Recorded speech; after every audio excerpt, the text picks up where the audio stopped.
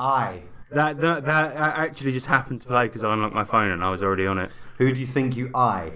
Who do you think you are? The Island Boys have dropped a new freestyle. It is about 4 seconds long and it's fucking amazing.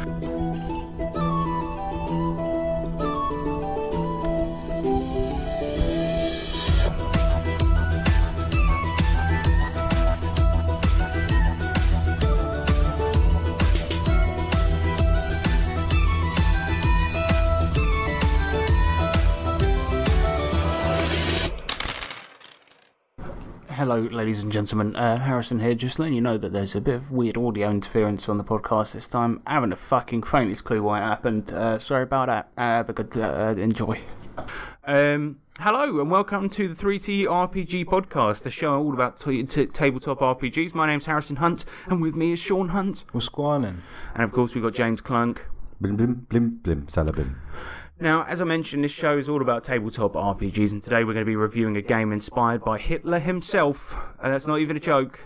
But before that, we'll be doing feedback, RPG news, and what we've been slaying. And later in the show, we'll do your electro letters in the correspondence segment. Can I get an ach ja? Ach ja! That's a Nice. nuke.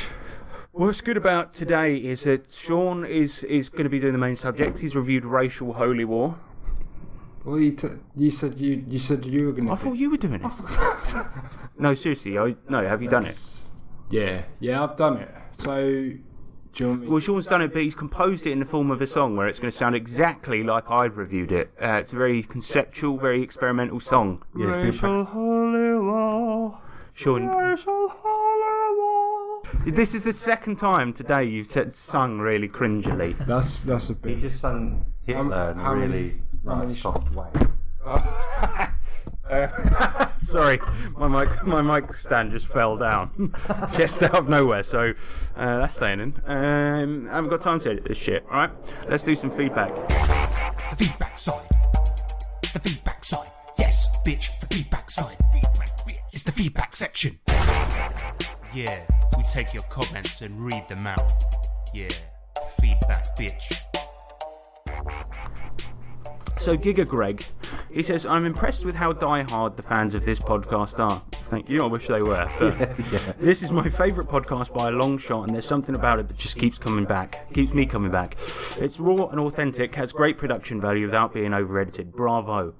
Okay, so in episode 100, you were talking about a PTBA game powered by the PBTA. Oh my god, I've been saying PTBA for all this time. It's powered by the Apocalypse. Yeah.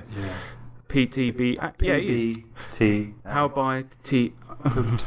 Anyway, and he says, and I almost unsubscribed. Please tell me you guys came to your senses and threw that idea in the bin. Narrative games offer foofy zoomers in it. Well, I like Powered by the Apocalypse. Let's be honest, we all like traditional role-playing the best. Yeah, right? yeah. Right? But the story games like Vampire, PTBA, because we played Root for a bit, they're good. They just fill a different niche. It's like saying it's like saying, oh, you played a board game this week, you must hate traditional role playing. It's like, no, they're just very different things. It's good for like a short campaign,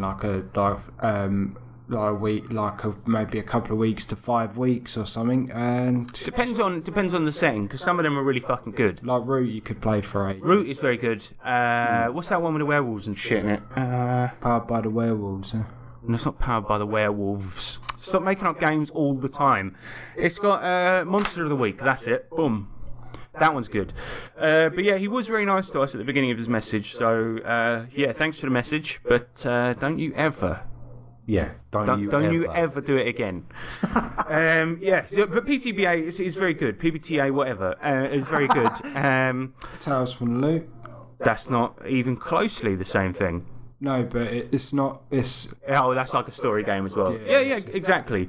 But it's just, it depends on what you like. And to be fair, we've never played one of those as a full campaign, but I always enjoy them when I play them. But it just is very different to traditional role playing. Like, if you're doing a dungeon crawl in Dungeon World, for example, which uses that system, it's going to be mainly about the story that happens to you in the dungeon. Yeah. How do you deal with having her legs chopped off by a trap? Do you know what I mean? But yeah, I like them. They're just very different. Next one comes in from the Greg Man. He says, as I'm listening to the episode, I assume he means the last one, I find myself wondering exactly how Harrison feels about mannerisms and Dwarves Against the Apocalypse. I don't think that was really answered. Right. No, but I've finally got my feelings out. I mean, we really did a whole episode about it already, and then we had a good rant about the bloke himself and about mannerism in the Game of the Year episode, so in the awards, I should say. So it's finally off my chest. I'm never going to mention Guy McDonnell again. Never. All right. Now let's just see what happens in the episode, right? But he might come up. He might come up naturally. Probably not, because he's only about 3 foot tall. Damn it! I've mentioned him again. Should we do some news? Yeah, I think so. So there's a bit more that's come out about this recently, but essentially the headline is this: Wizards of the Coast takes Matt Mercer's money. Good. So we spoke about the rumoured abolition of the open gaming licence for D&D, which was a licence set up long ago in a land far away, Utah, meaning that people could make third-party products using the D&D rule set and make money off them. Now, it was rumoured that Wizards of the Coast were going to get rid of it entirely, which was stupid and untrue. People still think that, though. People do still think that. Now, there's been a couple of videos that came out literally last night talking about it, because there's been some developments. Some documents have been leaked. Fresh off the press. Yes, so they're not getting rid of the OGL. Pardon me. They are modding it, right? So now, if you make products for D&D using the Open Gaming License, you need to report any earnings that you make from them to Wizards of the Coast, right? Which is fucked up, and there is a reason for it. But now I know what you're thinking, right? Probably the same as me. Who the fuck is going to want to publish things for D&D now? And I mean, bit 1984, isn't it? Really? It's very 1984, but worse, I'd say. Yeah, much worse. And also, what's that one where people get turned into slurm? Is it The Running Man? Doesn't matter. Anyway, the thing is, right, currently, with the meager earnings we make from our products and Drive-Thru RPG, right, I have to report those to the council, right, because it's income. Mm. And they want to take some of it. So that means that now I'm also going to have to report it to Wizards of the Coast, right? Because they actually, the ones that we've made, do actually use the OGL. So now we're going to have to tell them, excuse me, Gary, Mr. Gygax, I've made 2p on Compt. Which is kind of insane, and that it may mean what people are saying is that currently in print books are going to move away from D&D, right? So they're not going to get reprinted. But no, but that's fucking out of order. So this could be the end of DCC, for example. Yeah. Now, that's not the case, right? Because the new OGL applies only to stuff made from here on out, right? But does that mean if Goodman Games decide to do a 5th printing of DCC, like, or 6th or whatever we're on, does that mean that now they're going to have to replace, like, do all of those, right? So, like, that might mean that Lamentations, DCC, OSE, HIV, all of those should be fine, right? Because they were made before this addendum, right? Anyway, when a creator makes something using the 6th edition OGL and they make a certain amount of money, which we now know is £50,000, right? Then Wizards of the Coast can take a big chunk of that. They just take one look at your shit and they just go, right, I'm having art of that. For no reason, really, basically. For no reason, but, right, no, because they need money. Wizards of the Coast, they've had a hard couple of years. Magic the Gathering is, hang on a minute, it says here it's the most popular card game of all time. But D&D 5e... Oh, wait a minute. No, still the most popular RPG. Something's not adding up here. We need to go to the lab for this one. But here's my hope, right, that hopefully will come of this, right? Critical Role is now going to start getting charged for using D&D 5e, or it's going to be 6e, right? So they're going to get charged for it because they're making products using that license, i.e. their actual plays. Does that mean now, do you reckon they might move away from D&D and start doing other systems, therefore bringing other systems to the masses? Because fuck giving Wizards of the Coast money. It's not like they made the game. Well, why don't people just like go and use Savage Worlds instead for that sort of reason? But the thing is, Critical Role did once. They did an off-season 4-episoder where they played Deadlands and got a lot of the rules wrong, but... My point is what if they made that then their main series? Either that'll mean, right, the Critical Role will die because people want to just watch 5e or D&D stuff, right? Or it might mean it'll bring Savage Worlds to a whole new audience. Either way, it's win-win. Critical Role dies, or other popular RPGs or they just carry on playing Hopefully 6th both. edition and report all their earnings to Wizards of the Coast, which will probably be what's actually going to happen. I don't really understand how it works because it seems mental. Well, and in addition to that, I don't understand either. I'm not a lawyer. I failed the bar exam, but I don't really know how it works either. But I do know that under American law, you can't copyright a game mechanic. So technically, as long as I didn't copy and paste any text from 6th edition, I could make a product with it without the open game license even being in the book, and still get away with it. So I guess they're just trying their luck, just seeing if it works out. I just hope that this new edition sort of tanks. I have a feeling it might, but I also have a feeling it could be a runaway success. So Yeah, it really could go either way. I for one, am interested to see what happens out of this, because to me, I don't think I've ever bought a third-party D&D. In fact, I don't think I've ever bought a third-party D&D product ever. Right? I usually just buy the core rulebooks and that's it. So I think maybe we'll start to see people moving away to making stuff for different systems, which is always good, as long as it's not PTBA, eh, Greg? agreed. PBTBDBA. Powered by Apocalypse. But that's pretty much it for news. So I saw today a lady by the name of Arcane Library. She does really good YouTube videos. But she released one just saying, this is the end. This is the end of me publishing stuff for D&D. Wow. I was thinking, but no offense to her, right? Because we don't make anything off of this, right? Yeah. But no offense to her, but she's not making 50k. She'll be all right. Just carry on. Yeah, that's true. Also, there's because I think if I'm not mistaken, she's still got a day job, right? But if she's making 50k of it, then fucking just change your system. yeah, Change it. Use a VPN. And by the way, this episode is sponsored by NordVPN. Just use a VPN, make your products, and put them out. If Wizards tries to come for you, just say no. Check out the IP address on that shit. You know, Wizards turns out I'm in Kuala Lumpur. We're, like, Wizards of the Coast are after me in the UK. I really want to use this book, but you know, it's only available in Argentina, so I just switched that up to Argentina, and bam. And bam, NordVPN's got you covered. But anyway, yeah, I think it's shitty. I think it's a shitty move. But at the end of the day, I don't know. I don't know how I feel about it, to tell you the It's truth. proven that there's just money grabbing whores. That's all it is, really, isn't it? And that's probably the saddest bit about it. And if there are, because I know there are good companies making stuff out there, like the people that made the Lord of the Rings ones for D&D, for example, they're very good, and they're a 5e product, and now they're probably not going to convert it to 6e because it means that a lot of their profit's going to be taken. And yeah, they're probably making more than 50k a year, but at the end of the day, they're still a small company that consists of, you know, a handful of people, and they deserve the money for the things they've made. Maybe it's because they're trying, like I said, they're trying their luck, but they're trying to keep up with the subscription-based everything now. And then that would mean that it kind of becomes a regular income like that. Yeah, I guess so, because once somebody buys a book, that means at the end of the day they're done, right? They bought the fucking book. So in this case, it means that people buy the book, and then if people keep making shit for it because everyone is playing the game, then they're going to still be getting money after the fact, which I suppose... It's the microtransactions that they're after. Absolutely. Well, never mind. Fuck them. It seems like they're trying to sort of go to sort of a level of sort of mainstream, sort of Marvel type level with... I think they've been getting there for quite a number of years, and then now they're trying to embrace it, really. Let's be honest. Yeah. It's the whole geek lifestyle that, you know, had a rise and fall in the last 10 years. Like, it's that type of thing. It's like Geek Retreat in Reigate. Gutted. Yeah, well, that is it for news. Shall we go on to What You Slaying? Yes, please. So we ended Savage Pathfinder. This is Sean's grand epic fantasy campaign. Magnum opus. It was actually, let's be honest. Yeah. Oh, I could really do the Magnum right now, you know. Oh man, sorry. And some opal fruits. Oh.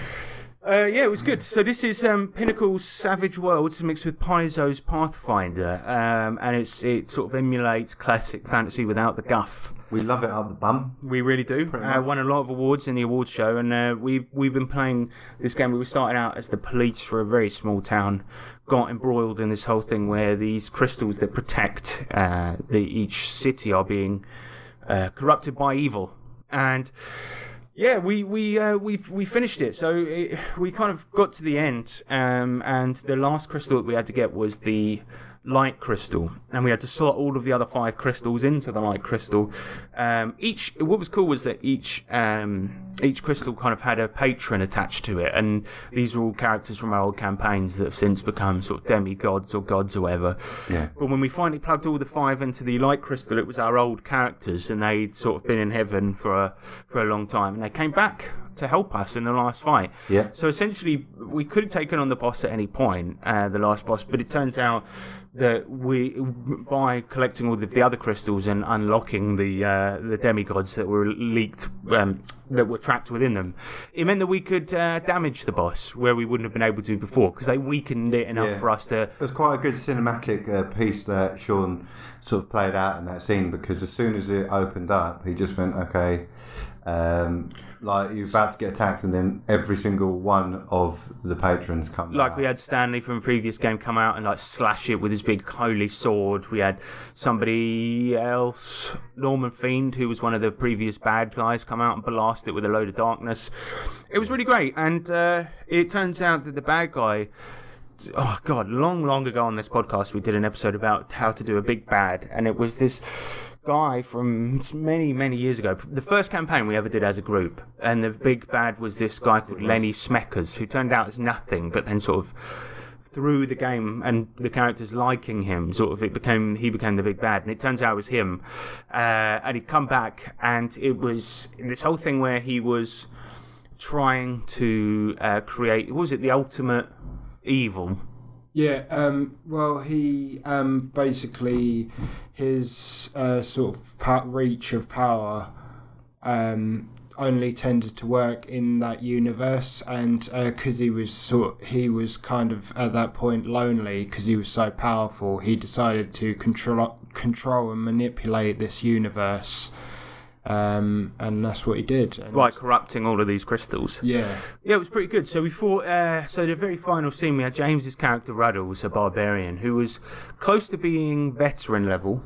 But we had so many magic items and stuff, because we've been playing this for ages, right? So many magic items and abilities and things like this, that we entered the last fight with, and now this is going to seem silly, King Kong and a Pokeball, Treant named Trent, who was on our team, James's character's mum from another universe, Space Mum, who we had as a summon, and then we had the 3 of us. James pretty much didn't need anything but himself, but I was armed with a trebuchet, a gun, and a giga truncheon, which and is we also doubled up Tobuscus's character. Oh yeah, we had a gun called the New Dude Dupe, which was from another campaign, which essentially duplicates something. So we doubled up his character, because his character was a wizard, and this was a cool strategy, I think. Yeah. We were going to double your character because he was the most powerful, but in the end we changed it to Tobuscus's character Henry, because he had some spells that were buffs and some that were damaging, so he divided himself into 2 so that he could buff with one, destroy with the other, basically. Yes, mate. It was fucking cool. I was playing a monk, and we had a wizard, and we had basically a big showdown with about 6 people versus the boss, and beat the everlasting shit out of him. And it was good. It's fair to say we all got a bit emotional. Sean, you got a bit emotional, didn't you? Yeah, I did. Yeah, for several reasons. I mean, I loved the characters. You know, it was like creating that campaign was like a full-time job, really. And so, well, it's clear that you put a lot of effort into it, and it was fucking awesome. But thanks, cheers, man. But like, it was sad to see it go. But I had that ending going in my head for ages and stuff, and I think we were all invested in the character. It was very. You guys did some. It was a very beautiful moment, because it was right, when the sort of last moments were playing out, and Sean started describing the scene and telling us what was happening around us, and Sean stood up and sort of had to wipe his eyes a couple of times, and then he was just like, "You're right." It's like, "Yeah, just I've been thinking about this for a very long time." And it's like, well, he told somebody who's not in the group his idea for how the ending might go months before the campaign even started, right? Yeah. And the very fact that you managed to make the campaign without ever feeling railroady. Because we were going to these certain places and getting the crystals. That was the only part of it that could be even remotely considered to be railroady. But how we got them, how we dealt with each problem was completely up to us. And the fact that we had all of that and the ending still roughly worked out how you imagined, except there just happened to be King Kong and a Pokeball, a tree, and an old woman from another dimension helping us out. Yeah, because the beginning and the end were the only bits I really scripted, if you know what I mean. But that's mad. That's amazing. I'm Becco.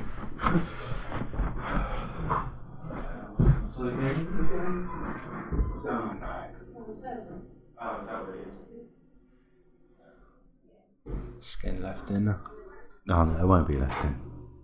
This will get left in. Shall I bring the mic to the front now?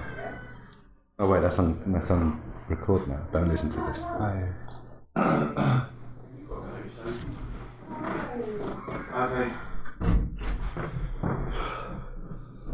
Right. But yeah, I mean, it was very good, and so the campaign ended with the sort of not resetting history because we were still in the same universe, but it sort of was a reset because a couple of the characters who had died before. Then, sort of the end happened, and the only person that remembers all of this happening was James's character Ruddles, right? And it was amazing because basically what happened was there was a convergence because of how we saved the universes and from the big bad, and so our characters who existed whilst we were playing a game were actually from different universes, but all happened to be there. And we were security guards in the casino we'd visited earlier in the game. And what was cool is years and years ago, I did this really stupid thing in one of my campaigns where there was a guy called Eustace Ardewo who created a fake dungeon to allow people the thrill of doing a dungeon in D&D. And it was all cardboard cutouts, things jumping out at you and go, like this. And we visited the fucking the casino maybe 3-4 months earlier in the campaign, like in actual real lifetime. And there's this thing called the Dungeon Experience there, and you were like, that's the only attraction, it's now closed. And as we ended the game, he's like, well, it's finally open. And so that's what we did as our last thing. It's like a snapshot of us all looking really happy, all going in town to do this dungeon experience together. I love that image because it was like you guys running like with with your weapons up, and then your character James was like standing back admiring what he had. Yeah.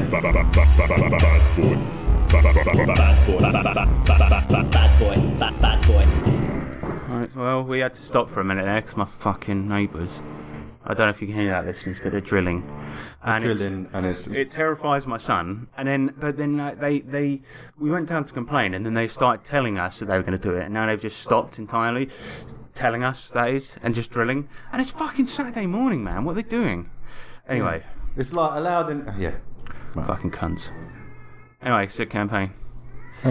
So, right, going back to Sean's campaign and the magnum opus that it definitely was. Like, honestly, all of us said it's the best campaign we've ever played in. Whoa, now you got too much dip on your chip.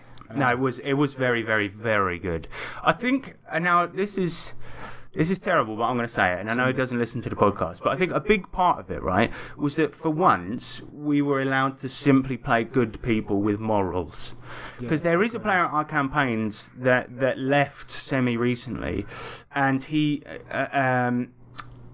always takes things. He's quite style of players that the mission's getting done no matter what, right? And we've managed to keep him in check on occasion. Yeah. So there was I had a similar kind of hindrance that would have meant that this particular player would have been a bit gonzo with it. It was just ruthless, right? So that obviously precisely means it's getting done no matter what. But morals for us and our group was kept in check because this particular person, it would be like, stupid stuff or something that we discussed very recently, which is, a couple of times, like, we came across some in-game drugs, and then we threw them away, disposed of them, or put them in the toilet. Whereas he would have been like, "Yeah, let's take some," and then just got like blasted, and then like. That was such a good example, because any time we found drugs in a campaign, it's like, right, let's do a bunch of this before the fight, and then, but we were police, so we were just like very morally anti-drugs. So you're just James's character just looked at him, "What's that?" And somebody's like, "That's cocaine," and he's like, "Get that out of my face," and just chucked it in the water. It's like a big bag of drugs. But yeah, you had the ruthless thing, but then there's a difference between being a ruthlessly moral person and a ruthless murderer. Because you took very little shit from people who were doing things that were illegal or immoral, right? That was the way in which him being ruthless manifested. And it's also like, if you're in my way or the people I cared about's way, then I'd talk down to you kind of stuff, because you're getting in the way of what we're... Yeah, exactly. But we treated most people in the campaign with respect, and most situations with the respect as well. There was no selfishness. And now I think it really changed it to being... It was also your campaign as well, Sean, but obviously the point is we just played out-and-out good guys for a change, and there was none of this like, oh, this guy's wacky, oh, he's getting us into stupid situations, oh, you've got yourself arrested again, oh, try and break out. Burn down the court. Yeah, it wasn't the typical situation where it gets a bit too hairy, so burn the place down. That never sort of manifested, which was quite nice, because those situations, obviously in previous campaigns, they've been fun, they've been a laugh, but it created more problems. As well. Yeah, it's always having to cover up problems that a character has made, and like an evil campaign, really. And typically, in just so many other campaigns, people have changed alignment, not because of the gameplay system, but because of what has occurred. Yeah, like their characters have just done things for the sake of doing them. So it's just like, well, realistically, you've killed too many people, your alignment's going to change. And you're not going to believe this, right? But for once, we were treating shopkeepers with respect, and we even had one on our team for a bit, because he liked us. Oh yeah. So that's where being a good guy can get you. Do you know what I mean? It's like but I think it really, really helped, and the connection with the characters in the story was just second to none. So yeah, it was good. It was good, and so that player, we're not sure if he's ever coming back. Probably not. But it's good. The trouble is though, with the campaign being as good and as fulfilling and as perfect as it was, I'm now running Mutant Crawl Classics. Yeah, mate. And that's worrying. I appreciate the reaction, but so I have said, like, one of the fundamental ways that I plan campaigns is a lot like how you did your one, Sean, where it's like I tend to have these grand arcs, big storylines, things like this. And with this one, I want to go for a more player-led emergent story thing. So the idea is that in this MCC campaign is that their clan is the last clan on Earth. There are no other civilizations except this one, and the environment, obviously, in MCC Mutant Crawl Classics, for those that don't know, is it's like a greenhouse effect on the entire planet made by the results of nuclear war, and this is like 12,000 years after that disaster, where only the most genetically able things are still living on this planet. It just so happens that for humanity, which, at this point in this campaign is mainly mutants, plant people, and manimals, right? That's a difficult struggle for them, and it's hard to maintain their population. So it's one old town that they live in, and in MCC they worship these people called the Ancient Ones, which are like the race of people that came before. Do you know what I mean? Yeah. And so they live in an Ancient One settlement made out of brick and with nice thatched roofs. But the fact is, they don't know how to maintain that. All that knowledge was lost. So they've got this big electric fence. They've got a leader who is a robot called Viceroy the Lossless, and they're the last humans on Earth, or humanoids. Yeah. And it's a clan of mutants only in this particular case, and there's only about 200 to 300 people left in the world, and this is the final settlement. So I kind of wanted to have it where it's just like you guys are picking your objectives, exploring, finding stuff, maybe getting artifacts of the Ancient Ones, maybe taking requests from the notice board and things like this. But we created the characters last game. And I have to say, MCC is very, very fun to create characters in. I enjoyed the fuck out of it. Yeah, especially because and it's fast. It's very fast, but then we also did like because all of the guys are playing mutant characters, right? Essentially, they roll on mutation tables, and usually I'd be like, right, you roll on this table, you roll on this table, and everyone would just be sort of honed in on their sheets. But we all did it kind of together, openly. Yeah, we took turns, went around the table, did some bits, discussed it openly with each other. And I think it's a really good idea to do that, because you can build a character to how you like, but you've got the power gamers, which I definitely used to be, where you just be like, I'll take the best one. But when you're actually sitting there with your group and you get to sort of flesh it out with them, it also, in my opinion, creates more of a connection to those characters for everyone. Exactly, and also there was the whole thing of like, I gave each person 3 bennies to use during character creation. They could re-roll any roll, right? 3 times. And it got to the point where like Sean was advising Tobuscus and you, like, and also vice versa, on like, oh, I reckon you should re-roll that mutation, shit like that. You guys were discussing the characters as a group, like, to their benefits, because Sean, your character, Unit Truck Ton, who is a large mutant tank type guy, you rolled the mutation, the physical mutation, where you can change your size at will, right? Yeah, perfect. Yeah. Which is exactly, it's really perfect, because you used it, and we'll get into that. But then James rolled the exact same mutation, so it was like, well, one of you's probably going to re-roll, right? Yeah. So Sean's basically suggested that you do, because just to go through the characters, we got Sean, who's Unit Truck Ton. He's got he can change his size. Mutant, isn't he? Yeah, he's just a mutant. That's the class that he is. He can change his size, and he can blast people with telepathy. We've got Frankie, who is a moss man. He's a Plantian, so he can generate pheromones. He did get Carapace, which gives him extra armor, but it was actually just useless because he rolled badly on his mutation check. But I forget what his other mutation is. He can do something cool, and I forget what the fuck it is. Regen. Oh, right. yeah, that's it. Which really, it serves his character very well. So, and as a Plantian, he's got a natural thorn attack, which he can use. Yeah, he can regenerate himself, which is pretty perfect for a plant. And then James, essentially, mostly by accident, he's a manimal, but he essentially is a Pokemon, right? Yeah, by accident, because I'm a Ninetales raccoon called Ranchid Nonagon, and he has the the electric discharge, electric generation. That's the one. And wings were the mutations that he got. So he's a flying, electrically generating rodent, which is so much like a Pokemon. It's unbelievable. But you also rolled pretty much the best stats, and he wasn't cheating. He weren't even cheating, Sean. But he got 2 17s. Yeah.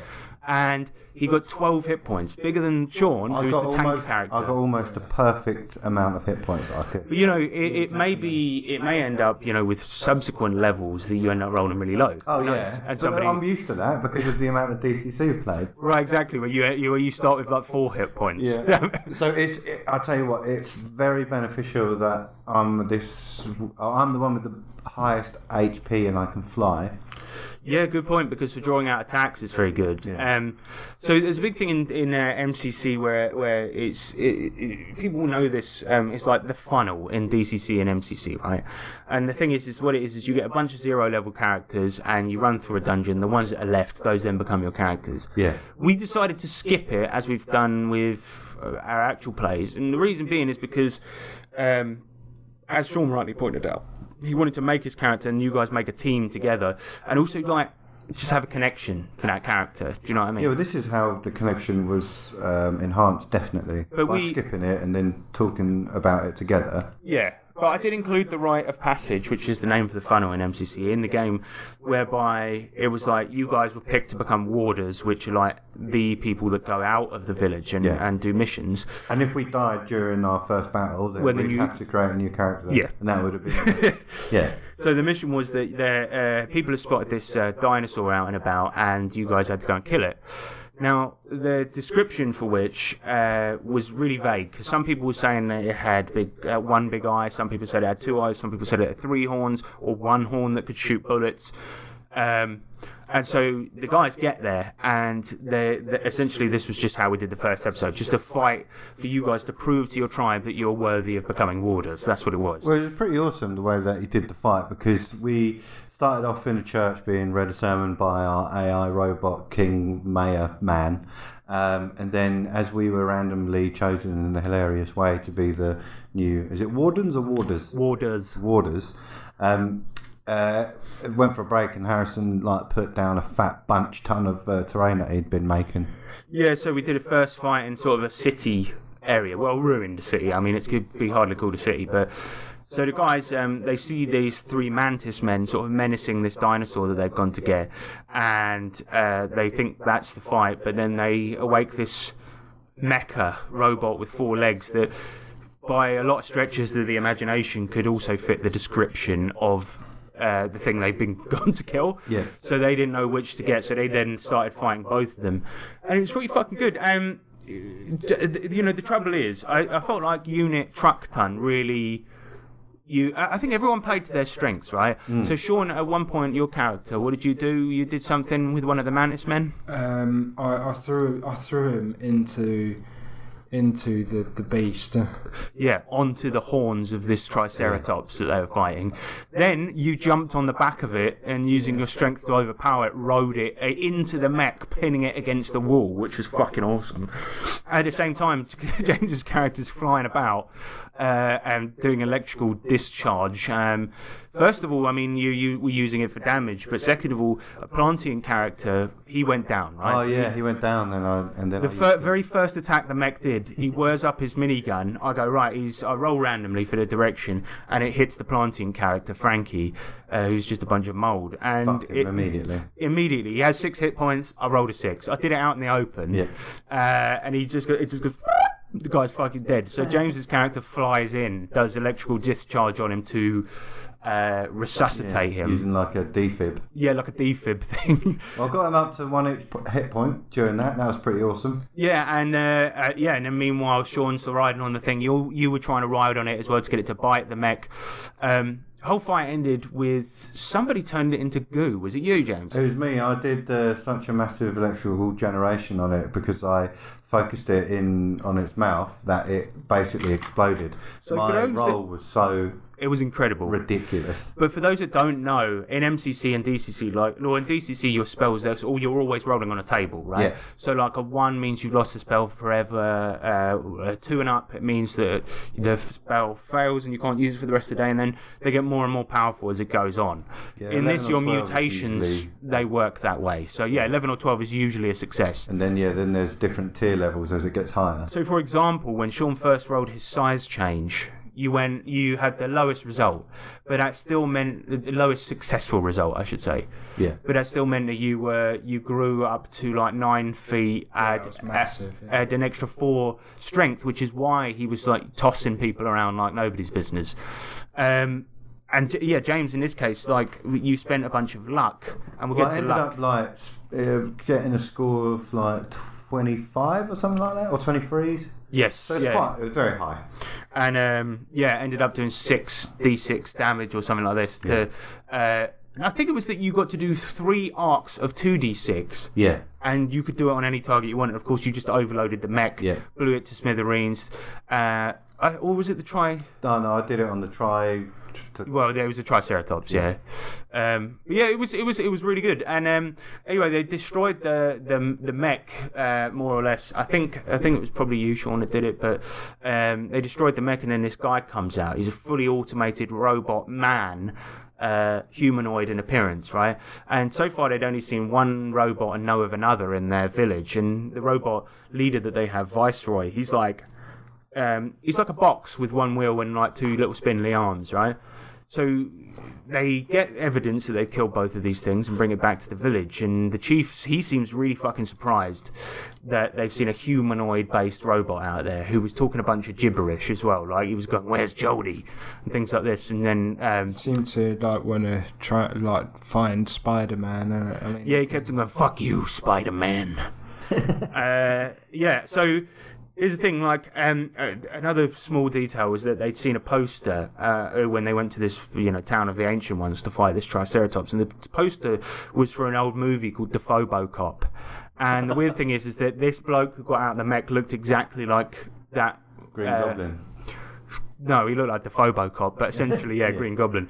Anyway, so now they pass the rite of passage, one character narrowly slipping by, and our warders for the village. And you guys were picking missions. I'm using the notice, even though I think it's kind of funny for it to be a notice board in a futuristic post-apocalyptic setting where paper is precious. I did it anyway. So there's the church newsletter is up there. They've got one where there's these 2 kids that have snuck out of the village and found a place with loads of toys in it, and they want people to go and fetch them. So that's what we're doing next game. They said they wanted a Sailor Moon one. Yeah. And there's a bunch of them, and it was cool that we sort of grabbed them. It was nice to have them at the table and we could actually physically put them in order. Sean, you were really dead set on, because I wanted to put one up because Dungeon Craft does this in one of his videos where he puts one up just saying I'm for hire. It's a bloke advertising himself as being for hire, so you can hire 0 level PCs to help you.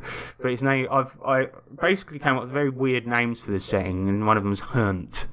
Yeah. Sean was really adamant, like not really looking at the missions. You get to like, do we want this? Like, what are we saying on the Hunt situation? Like, do we want this guy on the team? It was funny when we were like doing the missions in order. Like we were saying, like this mission, Hunt. Yeah, like you were getting a plan together, and then Sean kept saying Hunt, like at certain points, like he really wanted him, and everyone was just like, no, forget about him. Like we don't need him anyway. So this is what we're going to do. And Sean's like, is there any movement on the Hunt situation? No, I think we are going to hire Hunt, but we're just going. Sean, you could go and do it by yourself if you wanted to, man. Don't listen to them. Don't listen to them. We're going to make some Skrilla first, because there's an easy one where it'll be a forever game mechanic where we can convert treasures into credits. In the case of like an fantasy game, the treasures are you're mainly we're talking, gold, jewels, that type of thing.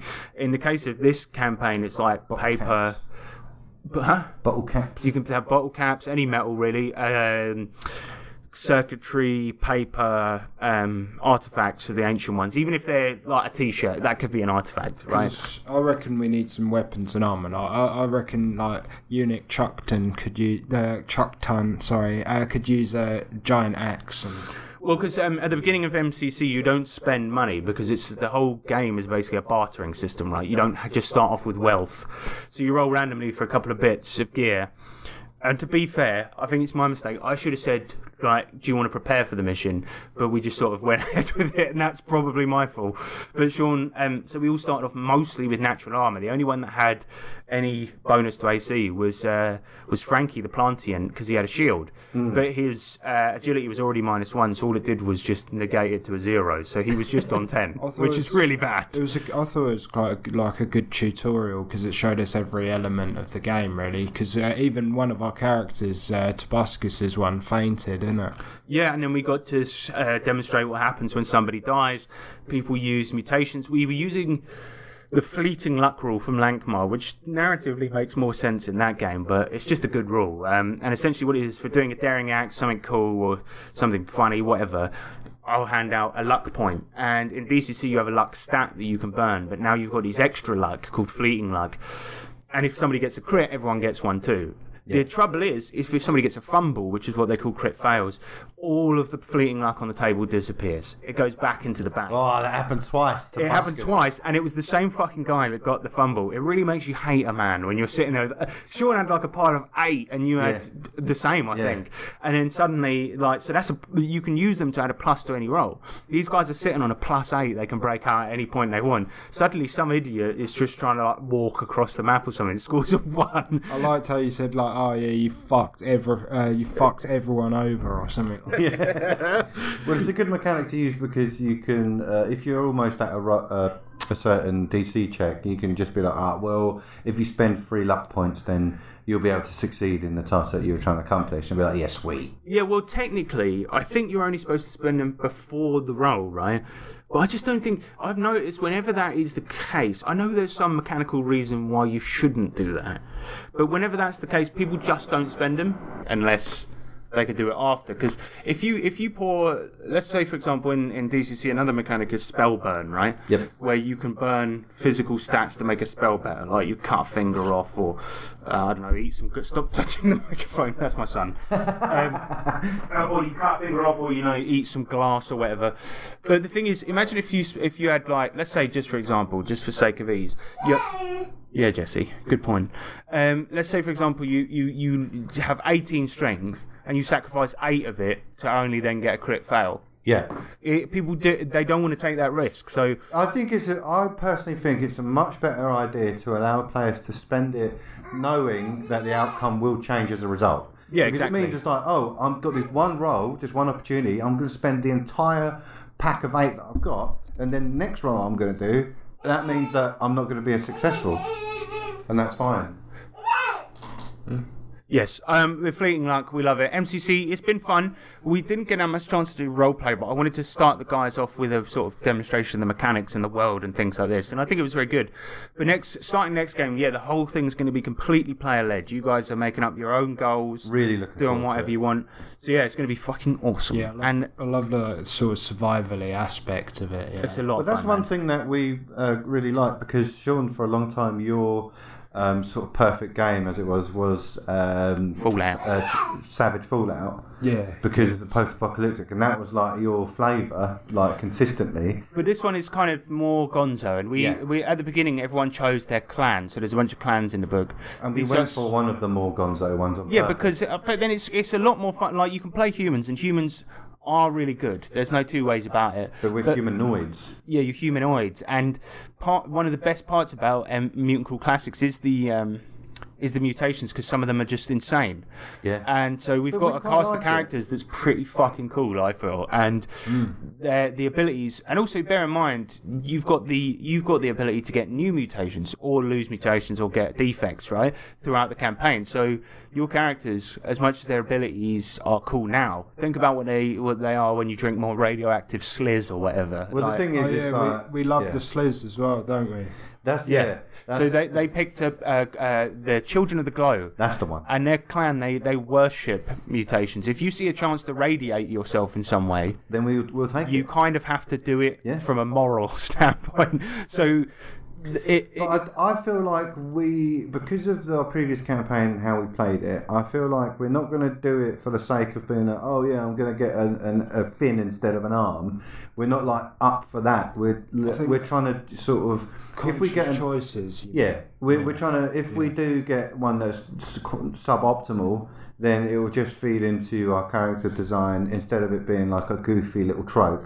Yeah, and because I said, the rule is characters in this game are going to be silly, right? That's just the nature of playing mutants with random mutations. Completely. But the thing is, what you've got to do really is your characters in the game. I said the rule is they take it 100% seriously, right? Because it's not weird, for example, for a flying raccoon man to be part of a party in this game. That's not unusual, right? Not at all. So it's like, at the end of the day, you got to take it seriously, and it's funny as shit. But the Children of the Glow, like, there's a whole sort of ceremony around this shit, and you guys get like remutating, and I think that's going to be a lot of fun, especially because Sean, you've really consciously made a tank character. Yeah, definitely. But he could end up being a mage, then reverting all the way back to a tank, depending on what happens to him. He's got high intelligence, so I'm gonna have I'm gonna have a couple of magic spells, but I'm gonna make him very very tanky as well, though. I mean, it's but that's the beauty of it. Like I said, even if all three of you picked the mutant class or the manimal class or the plantian, they're going to end up differently. Now, the big thing is and that's another thing, we even saw this as a role in the game, is AI recognition. So a lot of old technology of the Ancient Ones has AIs, like even down to things like toasters, things like this, they have AIs. And to interface with that AI and really make the most of it, it has to recognise you as human. Yeah. Now, mutants can still be recognised as humans, albeit with a minus, as can manimals, right? But Plantians, definitely not. They just can't. Yeah. Not only that, but all human classes in MCC get a bonus to using artifacts of the Ancient Ones, something you guys don't have. But by picking Children of the Glow as your clan, you've all got +5 to mutation checks. So every time you're using active mutations, like the getting bigger, the electrical generation, you guys are getting bonuses to that, which is, I think that was a big part of how you managed to fuck the Triceratops quite as much as you did. Because it fed into our abilities to destroy it so much. The downstairs are drilling. Right, anyway, that's MCC. I've gone on about it for way too long. Another thing that happened was Christmas, right, Sean? Remember that? Yeah, I remember that. Good times. Good times. Good times. A lot of drinks. A lot of drinks. But my mum, she said she listened to the podcast and heard me talking about the Temple of Elemental Evil box set for D&D 5e by Goodman Games conversion machine. So she got me the box set. Look at this fucking thing. Oh my God. It's really cool. So it's a deluxe 2-volume set converted by Chris Royal and Tim Wadzinski. Anyway, I was just reading the front. But essentially it's got the modules. There's an old module called the Village of Homlet, which is the village that's near the Temple of Elemental Evil, I guess. And it's got the original modules in every printing. That's awesome. It's got... We'll probably take a break in a minute after this segment, but it's got those. Jesse, we're doing a podcast, mate. Do you want to? You can join in, but only when you can say actual words. Good boy. So it's got all the original printings. Then it's got the new conversion, but it's also got like the whole history of it, essays by people that originally wrote the thing, and that's why it's because it's such an iconic adventure. That's why they did it in the 2 box set, because it's got all of that extra information in it. If you like reading about the history of RPGs, it's like such a good thing, and like the artwork is amazing. It's just cool seeing like these old things with new artwork and updated descriptions, because really the original is just like, there's a room, it's 6 by 6 feet, there's 9 beholders in there and they're angry, and like whereas this adds a bit more context and things stuff. Like this. Yeah, so I love these box sets, and I really hope they keep making them, but they probably won't now. They have to give the all their profits to bloody Gary Gygax. But yeah, I mean it's amazing. The only thing that kind of icks me out is that they're numbered, right? So I've got Into the Borderlands, which is number 1. I've got Isle of Dread, which is number 2, and then I've got Temple of Elemental Evil, which is number 6. Oh no. That's not a problem. Like I'm not looking to gift horse in the mouth. I love this thing, but the ones in between didn't appeal to me that much, and I'm like, am I really going to spend the money just to get the numbers? And honestly, part of me sort of wants to. Like, I know I shouldn't, but yeah.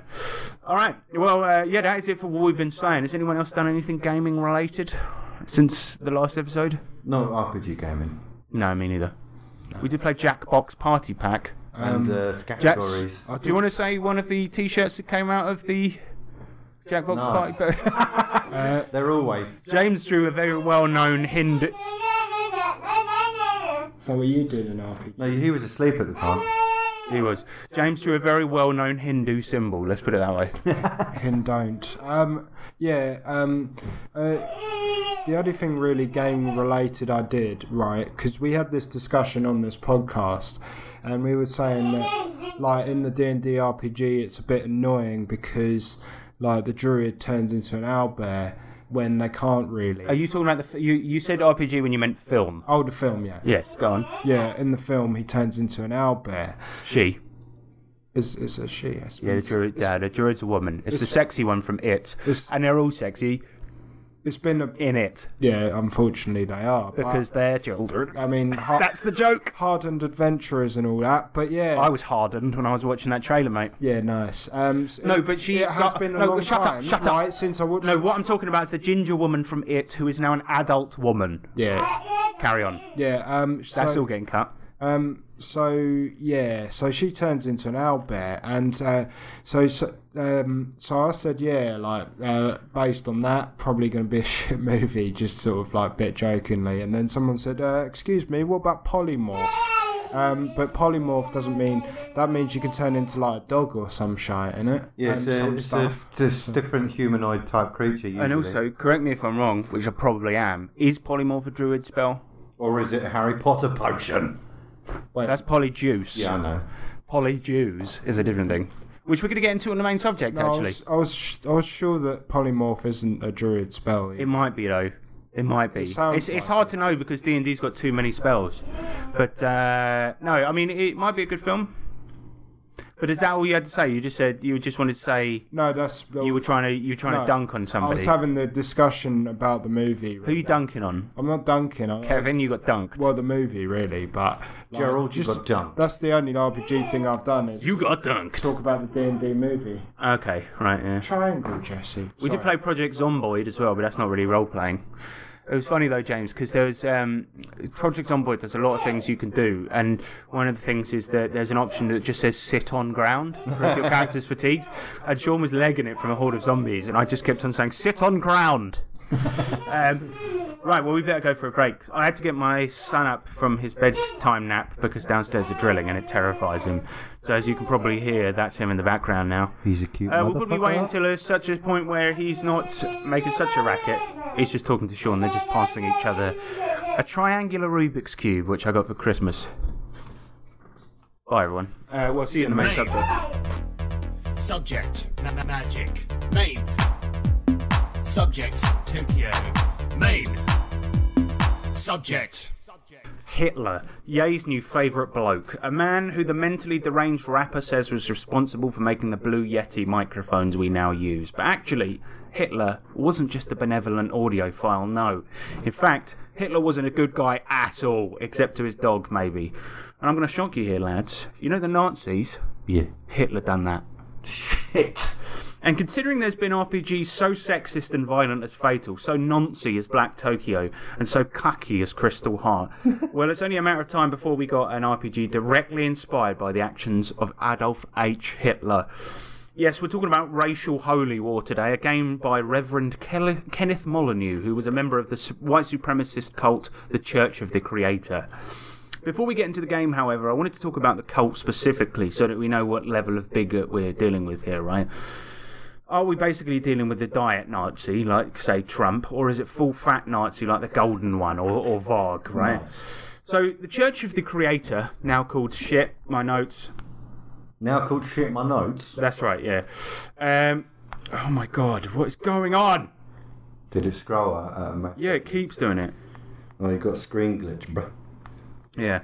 So the Church of the Creator, now called the Creativity Movement, was founded in 1973 by former state legislator Ben Klassen. And the main tenets and doctrines of which are outlined in Klassen's various books, available now for just $10, such as Nature's Eternal Religion and The White Man's Bible. The religion itself is pantheistic and anti-Christian, and Klassen hates Christianity because it has Jewish roots, like Jesus being Jewish, for example, which is a problem for racists and UK rapper Wiley, OBE. Now, one of the things Ben Klassen would preach about is a racial holy war against Jews and what he called mud races. Fucking hell. I know, nice guy. He also prattled on about the extinction of the white race, which, I've said this before, ladies and gentlemen, does not exist, but I digress. You see, Ben reckoned that because of rapid population growth in the third world and what he called forced integration, the pure white race had its days numbered. Now, the American government, from a legal standpoint, classifies the Creativity Movement cult as a neo-Nazi group, which Ben Klassen denies, but he did specifically try to recruit famous out and proud neo-Nazis to the cult, so, it's not a good look. Now, importantly, right, publicly, Ben never says that he is directly inspired by Hitler or the OG Nazis or Bobby Evans. But until they designed their own flag, lads, they did simply use the Nazi swastika on a nice classic red background, which I do think might be an indicator that they are Nazis.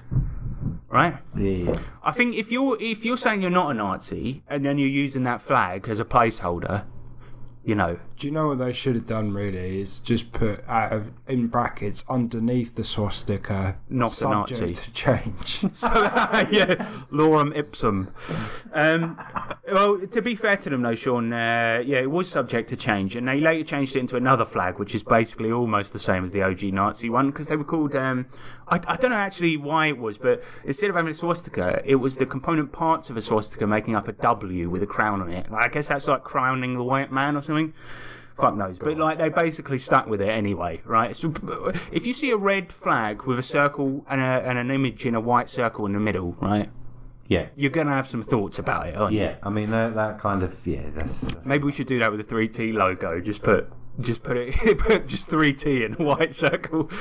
Like, no, it's not racist. We're taking it back. We're taking back the red flag with the symbol in the middle. But yeah, perhaps the most damning piece of evidence against these people actually being Nazis is the Manifesto of Creativity Movement, right? It's an 18-page booklet entitled Rahowa, This Planet is Ours, short for racial holy war this planet is ours. Now, having read the whole thing, right, I've basically summarised it just now, but interestingly, the Nazis are mentioned quite often, so he's a bit thick, old Ben Klassen, but mostly it's to mention that Hitler, right, this is not me saying this is Ben Klassen's word, had some good points, but his techniques and beliefs needed a bit of refinement. For example, in the manifesto, Ben talks about the Aryan race thing. You know, Hitler, he said that, you know, blonde-haired, blue-eyed people are you know, the future. But Ben Klassen points out that Hitler, Goebbels, Rudolf Hess and Guy McDonnell all had dark hair, right? So the main Nazi, you know, people, they were not blonde-haired, blue-eyed. That's true. Yeah. Which, aside from being a very clever observation, Klassen has refined this part, saying that all whites are cool, right? Not just those who fit the Aryan stereotype. All whites are cool. All whites are cool, and especially if you're blonde, but, you know, if you've got black hair, come along. Jewish people. Yeah, I mean, that's one of the things that I may actually have written this in later on, but I'm like, so you're cool with all white people unless, but not those ones, right? If you're Jewish, that's bad white, right? Don't nobody clip that. That is me. That's me talking as Ben Klassen. Yeah, you're a mud white. you're sand. Sand white. Yeah. He also mentions that Nazis a lot to talk about his perception that the world has gone to shit since the fall of the Nazi Party because of our now quote-unquote Jewish occupied governments. So basically, right, this guy's saying, look, we're not a Nazi because the Nazi Party ended years ago. However, we do believe and practice everything they did. It's just we got a different name. So fair enough, mate. Subject to change. So in a sense, right, his beliefs of the Church of Creativity or the Creativity movement are a new, more modern version of OG Nazi beliefs, meaning that you could say that it's an... What was that noise, Sean? Sorry, that's it. Tickly throat. Got a tickly throat. There we go. Sorry. Yeah, it's essentially... you can't call them Nazis because the Nazi Party doesn't exist, but this is basically a new Nazi cult. Another word for new is neo, right? So they are a neo-Nazi cult. That's just a fact, right? So, yeah, on the hateometer, these guys are pretty high up. So imagine my absolute joy when in 1987, 1 year before I was even born, alongside Ben Klassen's Nice Guy Manifesto, an RPG based on the teachings of the Creativity movement was made by cult member Reverend Kenneth Molyneux. I was delighted, despite only existing as an idea at the time, and also having no concept of time, existence, or role-playing games. But that's basically it. So that cult and Reverend Ken, he made a RPG called Racial Holy War: The Game. Now, first up, guys, James, if you want to do a quick Google so you guys can see this, the cover. Just look up Racial Holy War RPG. The cover pictures a menacing-looking skinhead on the cover, which is appropriate, I guess, but it's literally the poster from the 1977 film The Hills Have Eyes. Literally completely stolen, with Reverend Ken's title replacing the original text. Yep, which is really cool, man. Like, look, they got a lot on their plate, right?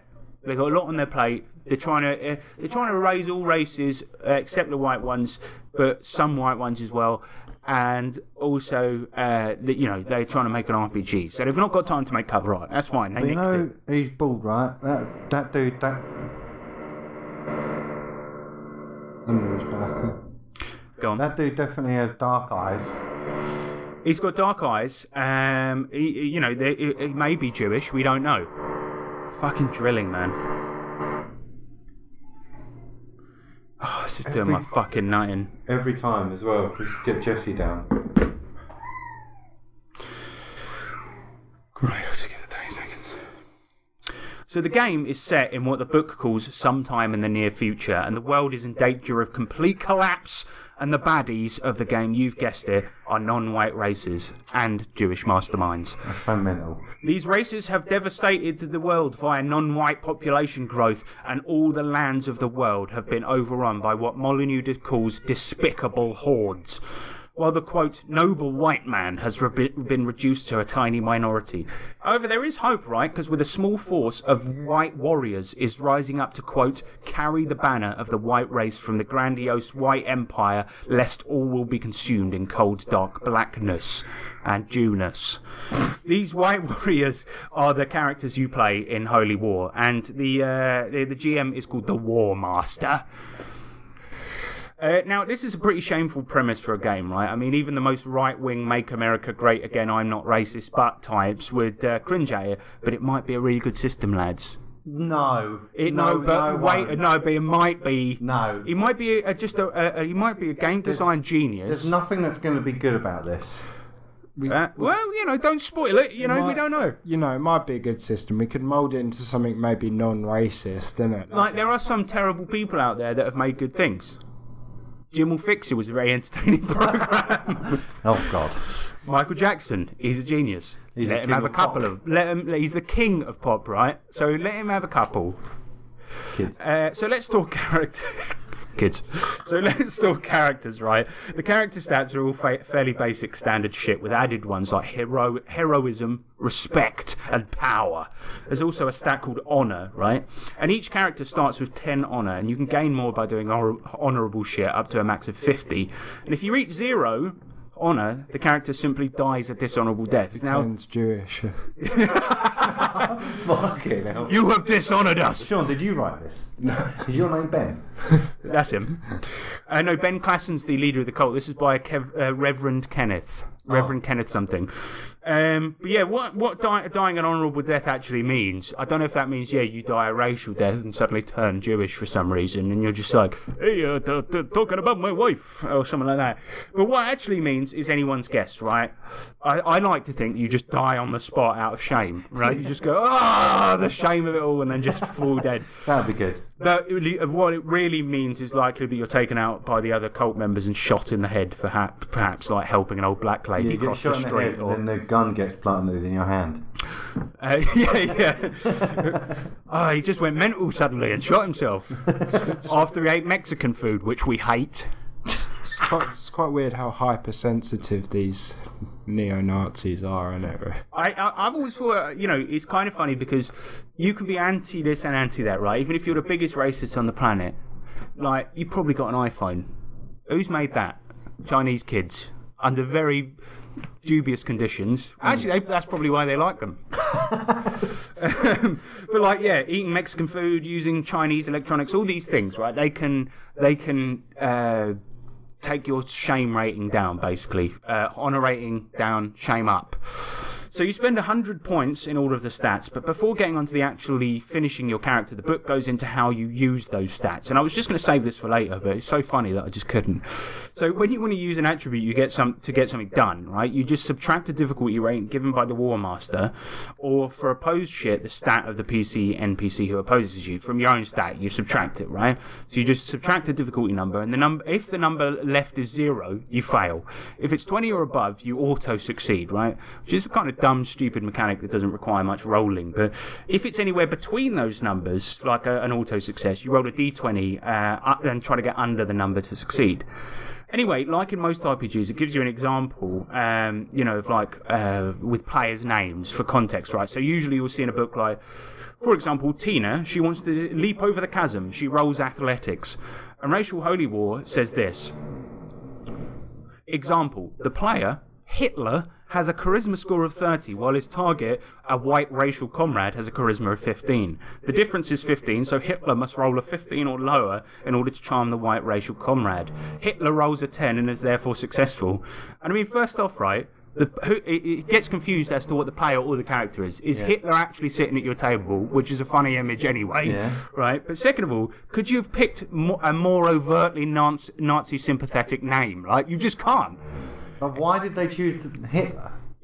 That's the name of the player. They wanted to be inclusional of Austrian people, isn't it? He rolls a d20, and it's like, what did you get, Hitler? And he's like, 999. But yeah, I mean, that is fucking, it's so bad. But yeah. Anyway, next, right, you're going to pick a class followed by some skills, and each class will basically just add some skill bonuses and stat bonuses, and they're less interesting than you might imagine, like magic, soldier, scholar, that type of thing. And the skills are pretty funny too, because this is a game about a big war, right? Yep. You're a white supremacist. There's a Mexican restaurant open down the street. You're bloody angry about it. Big war going on. And you're waging war on them, right? War. We're talking killing, mass killing, troops descending on tribal villages.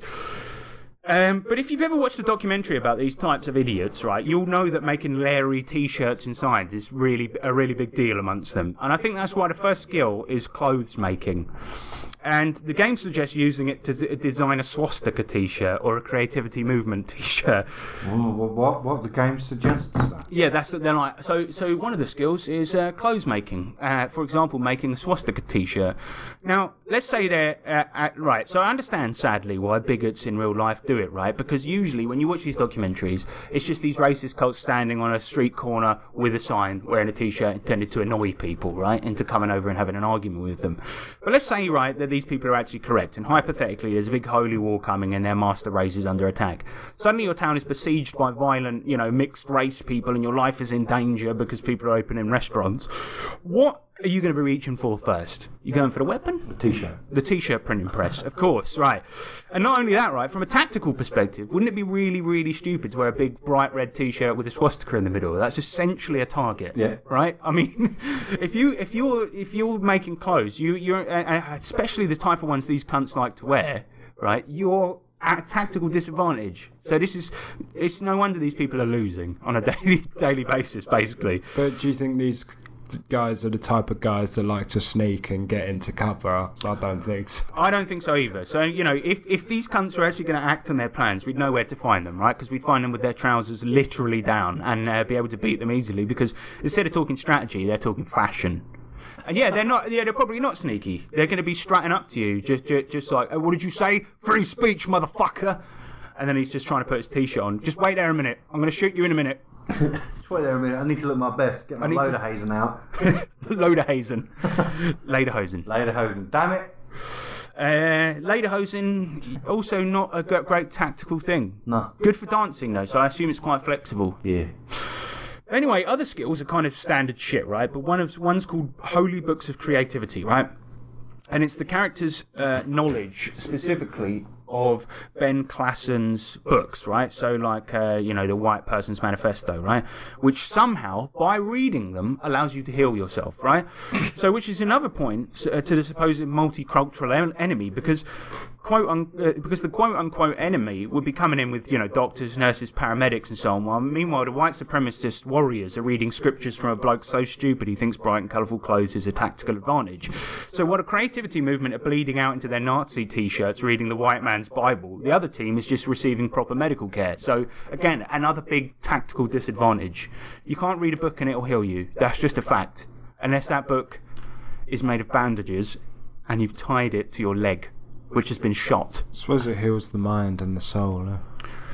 It does, but the body is fucked. It's fucked beyond belief, right? Just there looking like a cheese grater, but somehow still moving on. Oh, this is such a good, like coughing up blood. I love this passage so much of this 18-page book. Oh, he's dead. No, I'm not. No, I'm not. I've got one more. Got one more passage in me. Get me a T-shirt. Actually, that would come in handy. The T-shirt would be good to tear up and use to. It'll be red. You can't tell where you're bleeding. That's a good point. Yeah, another disadvantage. Oh, yeah. Now, the most important skill, of course, is video games. Moving on. Sick. Now, I can only imagine what Reverend Ken Molyneux, the writer of this book, spent a lot of time down the arcades, right? He probably spent loads of time down the arcades, and he's included video games as a skill, and he's tried to justify it to his peers at the cult by saying, instead of helping him prepare for the racial holy war, he's like, no, this is good for reactions, man. When they're coming for us, I've been playing Pac-Man. He's probably one of those people that made racist games and made them available to download online. Yeah, I mean, it's weird because they do exist, sadly, and actually there's a fantastic series of games that almost nobody knows about. People know about River City Ransom, right? Yeah. But that was actually a series of games. It wasn't a single NES game. It was a series of games, and it's two protagonists called Ricky and Cuneo, right? And they're known as the Ricky Cuneo series. Great, fucking fantastic series of games. Yeah. But we discovered it actually by a racist ROM hack, didn't we? Yes. Because somebody had hacked it to be about skinheads beating up black people, and it was called, instead of River City Ransom, it was called Skinhead City Cancer. And it was fucking hell. I know. But we were like, it's actually a really fun game. And then we discovered it was a ROM hack, and then went and actually played the real games. But yeah, weird. and the beginning of the game, where you have the text that tells the story, was basically the same as Racial Holy War. Pretty much. Oh man! But we did also play such fantastic ROM hacks as Mario Tokes a Doobie, so there you go. But yeah, if you take the video game skill, it's going to give you a bonus to dexterity, which I don't reckon is true because I play a lot of video games and I've been in so many car accidents. It's amazing I'm alive. So, but yeah, so it's got to be said, right? At least one thing we can expect from a game like this is a really good firearms section, right? Because there's one thing that right-wing people love is guns, because guns and weapons. Yeah, because they're very insecure usually, right? And they'll deal with it. I mean, we know a guy who's not a racist at all, but a guy who's a Trump supporter, who, when we first met him, he was telling us that he cut down a tree with a shotgun by shooting it down. So, that's so like right-wing people, they love guns, right? So we could expect a decent firearms section, and right-wing people, they never shut up about guns, just like me with Mannerism or Sean with 9/11. But here's the kicker, right? There's 3 generic weapons: handgun, assault rifle and shotgun, not including hand-to-hand, because Ken Molyneux's fat racist hands can't be considered a weapon in much the same way that I can be considered to be intelligent or handsome. But additionally, the weapons don't have any stats, so you can scarcely use them anyway. So not only is the firearms part lacking in amount of guns, it's also lacking in usable guns. And this was apparently corrected in a later version of the game, but the only edition I could pay for, didn't include stats. What this means, though, is that Molyneux made a game where it's impossible to hit something or to hurt something without house ruling the game, which has to be a new low for RPGs we've talked about on the show, right? Even in Mannerism, you can hit something. Even in Phoenix Command, hitting something's going to take about an hour, but you can hit something. So what he's done is made a shell, and then he's made a hollow shell of a racist shell. Yeah, a hollow white shell.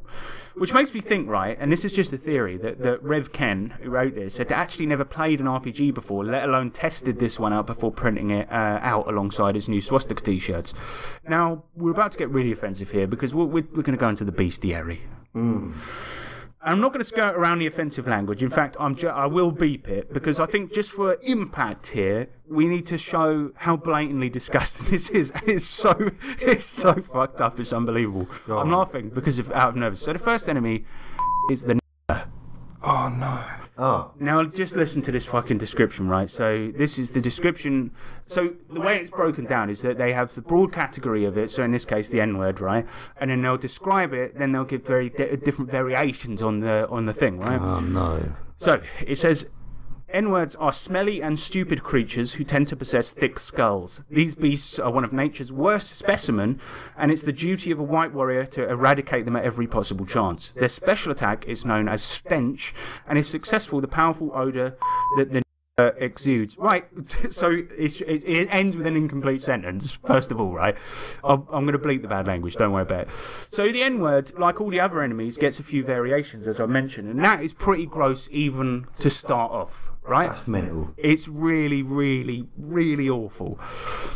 I mean, I sort of, because you sometimes get those people, the I'm not racist, but... And then they just go, but those people are suited to be in their land, or something. Like, they try to put it in a way that they seem like they're not a cunt. Yeah. But in this particular case, it's like, no, they're just flat out. There's no... They're just genuinely anti other people for no reason, saying stuff that is blatantly Look, there are a lot of smelly people out there from all races. Yeah. If you've ever been to an RPG con, you'll know what I'm talking about. Come to Savage Con this year, please. lot of smelly people from all races and creeds. But anyway, so this enemy, a quote-unquote enemy, like all the others in the game, gets a few variations. Like might have a D&D, you might have like a... I'm not directly comparing the two, but you might have a hobgoblin and a goblin, right? So, like, different types. Yeah. So in the case of the one we're talking about, you've got smelly N-word, stupid N-word, retarded N-word, repulsive, and thick-skulled, right? So this is pretty gross. And the next one, right, they're talking about just anyone Latino, but they've gone for... So, I know there are racist words for Mexicans, right, or whatever, but for some reason they've gone for latrino, like a toilet, instead of Latino, like a latrine. What the fuck? I mean, just beyond being a bad pun, like, it's kind of not offensive. If somebody comes up and goes, you toilet...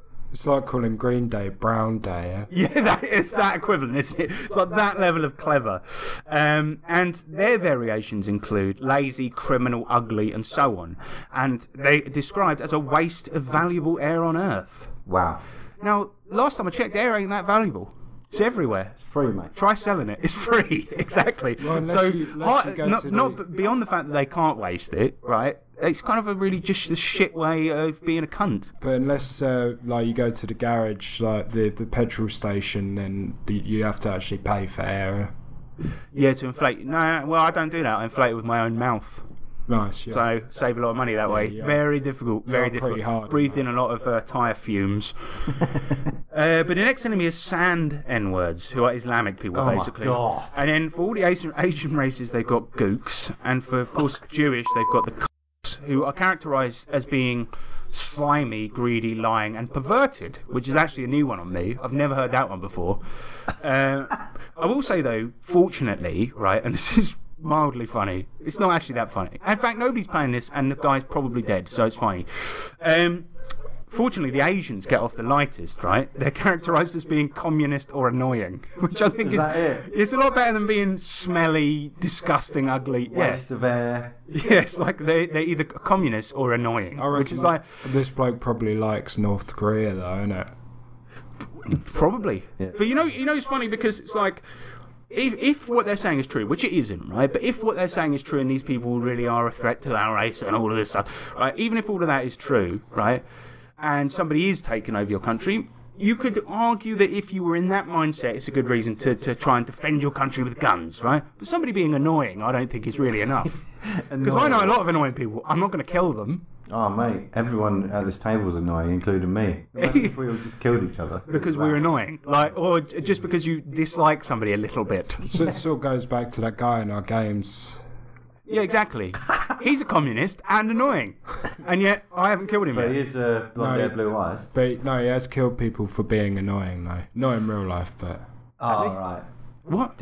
In the RPG world, he's just killed people. Yeah. Well, exactly. And that's another good justification, because for him not joining, because it was like, we didn't do that once. We never even hit somebody for being annoying. No.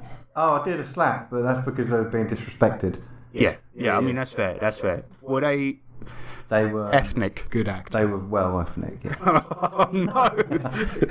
All right, but yeah, it's a very short RPG, but that is basically it. What you've really got is some enemy stats, very loose character creation rules, a very loose game, and a terrible firearms section. But you've just basically got a lot of text that's massively racist. I feel like reading through this, one of the main motivations was to get down in paper all the hateful things he wanted to say, because the bestiary section is the longest part.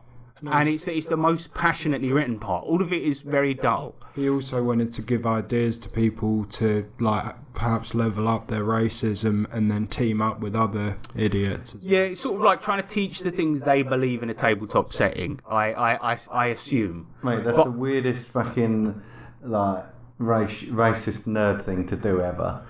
Yeah. I can teach everyone else about my racism from tabletop games. Yeah. Okay, mission 1, printing t-shirts. Yeah, gotta do that. Gotta get a message out there for a reasonable cost. I actually, just having to think about that though, there has definitely got to be a time, right? Because Hitler, one of the things he did was that he took currently existing symbols and then perverted them to something else. Like Celtic Cross was one of the leagues of the SS or something, wasn't it? I don't fucking know. Yeah. But a swastika, for example, originally a symbol of peace, right? That actually, because in World War II, like the way they teach in Japan is kind of different about World War II, to the point where the Nazis aren't really as synonymous with evil in Japan. So they still use the swastika on like Instagram and stuff because it's just a cool spiritual symbol, right? But the Nazis, they turn it around the other way.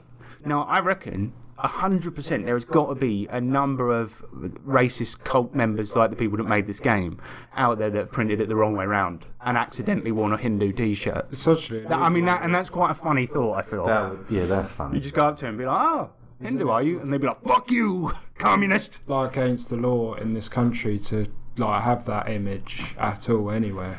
I probably is, because hate speech is banned in this country, which has led to some dodgy things, like people are being arrested for making jokes or whatever. But like, yeah, so I think it is. And in Germany, it's like illegal to have it on any media whatsoever. So you can't publish a video game with a swastika in it, for example, which is why it often gets changed to being a Z or something. But yeah, that's Racial Holy War. Pretty terrible game. It was probably, I think, out of all the ones we've ever reviewed, the most hateful. That's just a fact. Yeah, it's got a lot of hate in it, and it's I know, say, like anal circumference and jizz and boobs and all this. This makes Fatal look like a fun romp. Yeah, because this is just pure hatred and really kind of disgusting in that way. Because at least in other games that we've reviewed that are along the same lines, you kind of get that thing where it's like, I'm not being hateful towards women, but they are different. And it's like that type of thing where you're trying to justify it by saying, like, you're trying to say it's, oh no, I'm just being realistic, right? Whereas in this case, they're not even trying to justify anything. It's just, they say that white people are supreme without actually giving any evidence, then say all these other people are bad without actually giving any evidence for anything, right? It's pretty gross. Pretty gross. But that's Racial Holy War. A game which concludes by saying it's an entertainment product for those loyal to the white race, and by saying, have fun building a whiter, brighter world, which you know, just isn't possible, even if you are a massive neo-Nazi, because the game barely includes any rules, especially for hitting or shooting people, which is primarily the goal of the game. But if you like making t-shirts or reading racist Bibles when you bleed to death, this game is for you. But like, as an entertainment product, it fails in every regard, because it's not really even usable. So in what way is the game entertaining, other than, well, I suppose you could burn it, but at the end of the day, that would be an insult to fire. Well, before we conclude, though, let's talk about what became of Kenneth Molyneux after writing this. Sudden and violent death? Well, we aren't that lucky, sadly. He went on to write a book called The White Empire, a very accidentally homoerotic book about a man bombing African villages and stopping Asian nuclear war efforts. But it's got major Top Gun vibes, this book, where the two main characters are so hunky, and he's talking about rippling muscles all the time. So, you know, he's probably a closet gay. And the book concludes, The White Empire, concludes with him saving the world and establishing a new empire with a capital city called Klassengrad, right? Which is in Russian for some reason, named after Ben Klassen, who started the cult. But if there's anybody that would hate Russians, I would have thought it'd be the anti-communist racist cult. But for some reason it's called Klassengrad, like Stalingrad or Petrograd.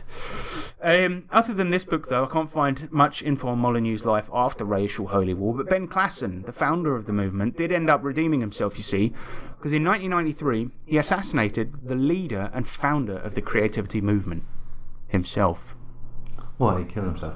Yeah, so he's yeah, but he killed Ben Klassen. Oh yeah, it's like how Hitler killed Hitler.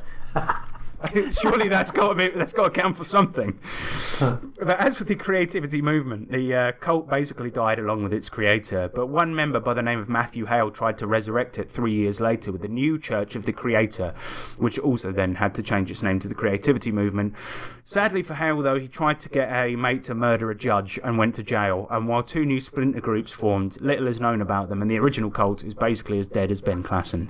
And I think the moral story of here is don't make an RPG if you're an idiot who can't remember to include basic gameplay rules in your book, and don't start cults, because they never end well, right? They never end well. Look at Jonestown. You think you're drinking delicious Kool-Aid? Uh-oh.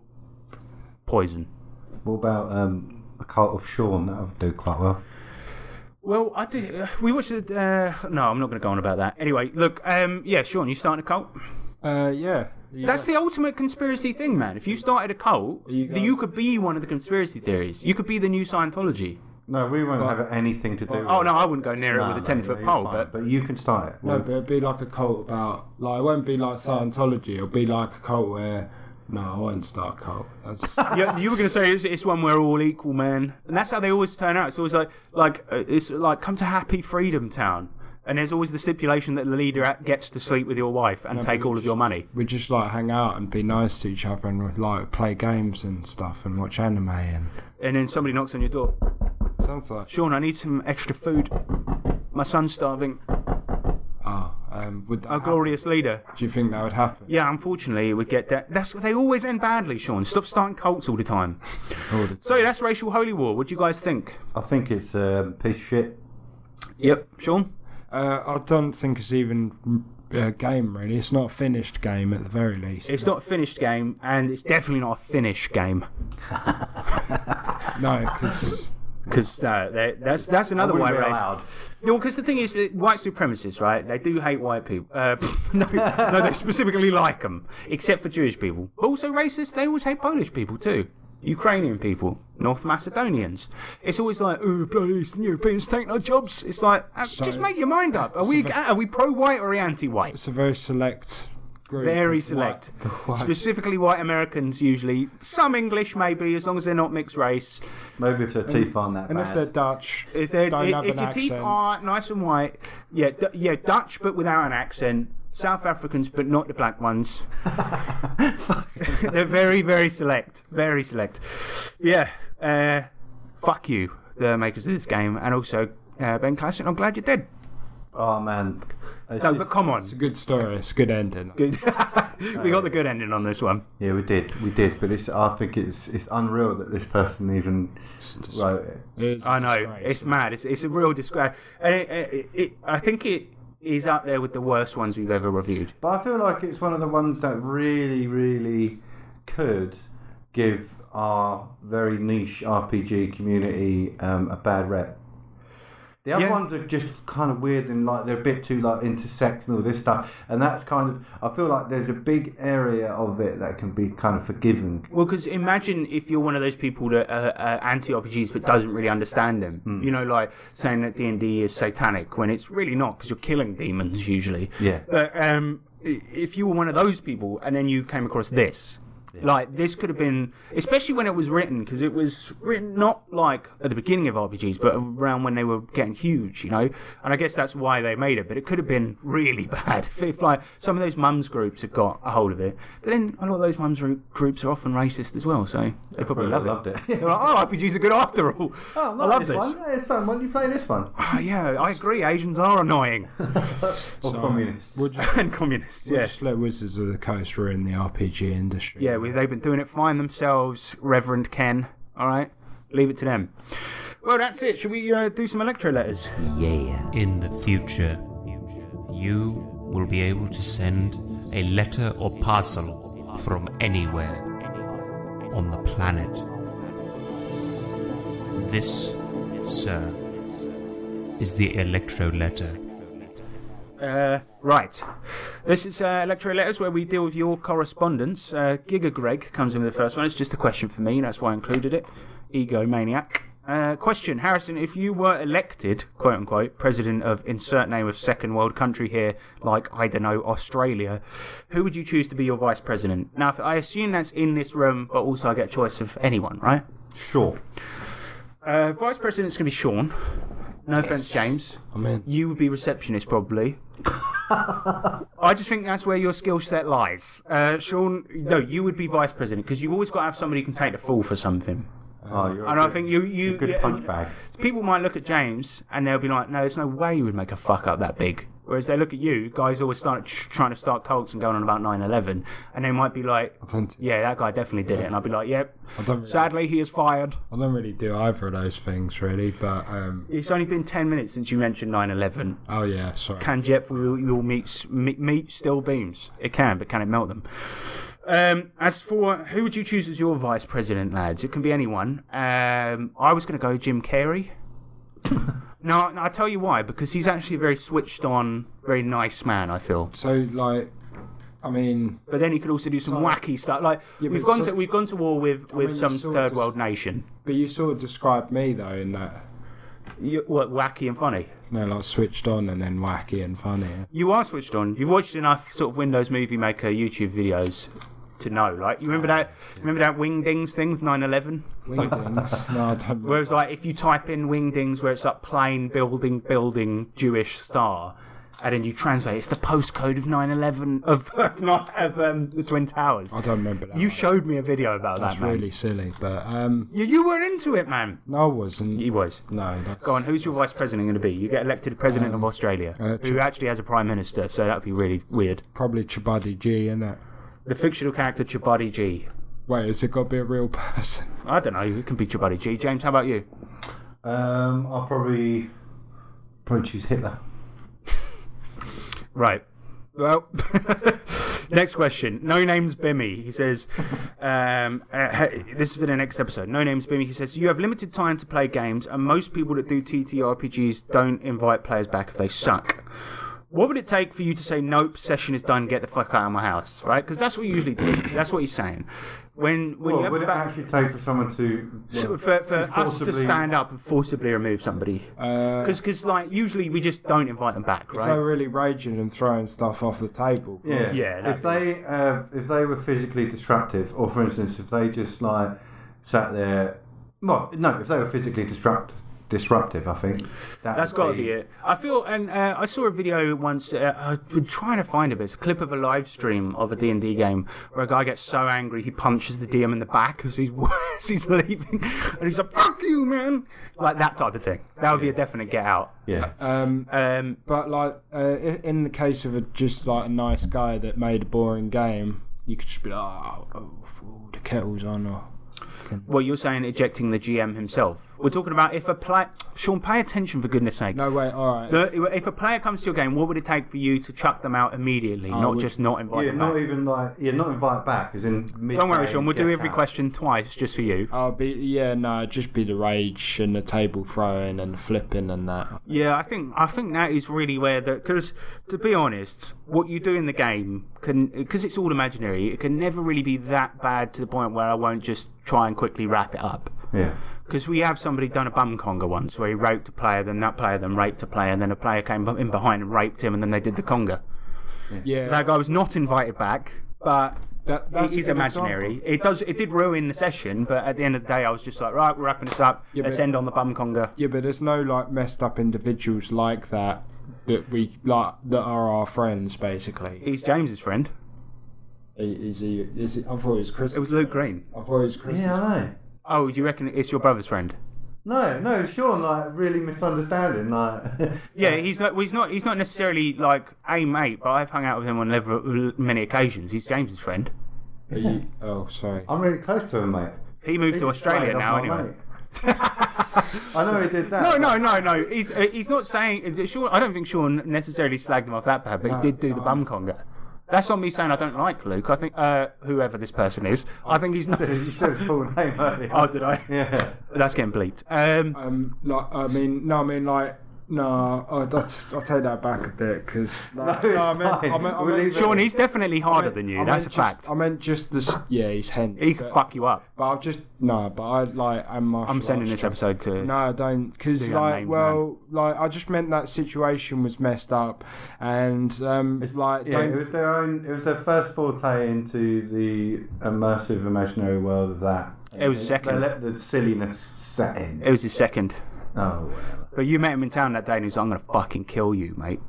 Like he just went into the one shot. They completely misunderstood the point in. But he had been a good player when we played Lankmar with him before, and that's why he was invited. So Kill Defences. He says, "What's the best time you had with a game system or session that you fucking hated?" Best time you had with a what? A system or session that you hated. The best time with a system or session that you hated. When we were playing all the sound bites. Yeah, I was going to say that as well, because there was a campaign many years ago by somebody we don't even know anymore, who doesn't exist, who did a campaign that was quite dull, and this particular GM hates rap music.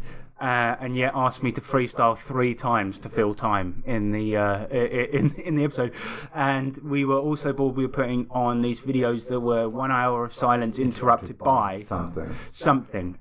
Sean did one at one point, and I felt terrible for this, but it was the that bloke. Hello, how are you? I'm under the water. Yeah, but it was the whole video, every so often for an hour. I remember the guy trying to desperately get out a fucking description while I was going, hello, how are you? I'm under the water, please help me. It was like, it's one of the funniest things I've ever seen. James had the can opening one. That was a weird one because all of the noises that came out were really strange. Like it was what the dog doing, or that, or or whatever. And then for some reason James just found out it's just a can opening, and it was so normal that it just made me laugh so much because I just like every so often. There was also Wario going wah. But so that was fond memory of us being. We were being disruptive players, weren't we? No, we weren't. We were given nothing to do, mate. Yeah, but we were a bit. That was a bit out of order of us to do, maybe. It was more of a protest. But I don't think we were being disruptive players because when it came to actually playing the game, we did. So I think we got into it as far as we could. The only thing is that we did dick about in the background, didn't we? But what was there to do, mate? Yeah. No, but we ended up getting really pissed, and that's also why. That's why we got silly because the only thing we could do is get every week getting hammered as fuck. Like, and sometimes I'd have to be off for work the next day. Yeah, I had to be out for work every time. Yeah. It was brutal, but it was the only saving grace is I had breakfast at work. But it was Yeah, yes, definitely that. I think another one was there was a session of Deadlands Noir that was run at a convention that some mates of mine played in, and nobody knew what to do. And at the end, somebody got so bored they just went, "Gotta tie up a few loose ends," and just went on a killing spree with his car, just ramming people down. Yeah, because we all thought the campaign had ended. We did that mission, and then it's like, well, actually, the picture's not. I mean, they had to take a picture of somebody in a compromising position, and they got it back, and then the bloke said the picture wasn't good enough, and then they started wrapping it up, but for some reason the game carried on anyway. They're like, "Where'd you go?" And somebody said, "I'll walk off into the sunset," and then he's like, "And all right." Everyone did their final scenes, and the guy's like, "So what'd you do next?" And then Ryan's just like, "Gotta tie up a few loose ends," just GTA style, mowing people down. And then we took a toilet break at that point, and just because we were bored, and Ryan was like, "What do we do? I don't know what to do." Oh, that was rough. Yeah, that was really rough.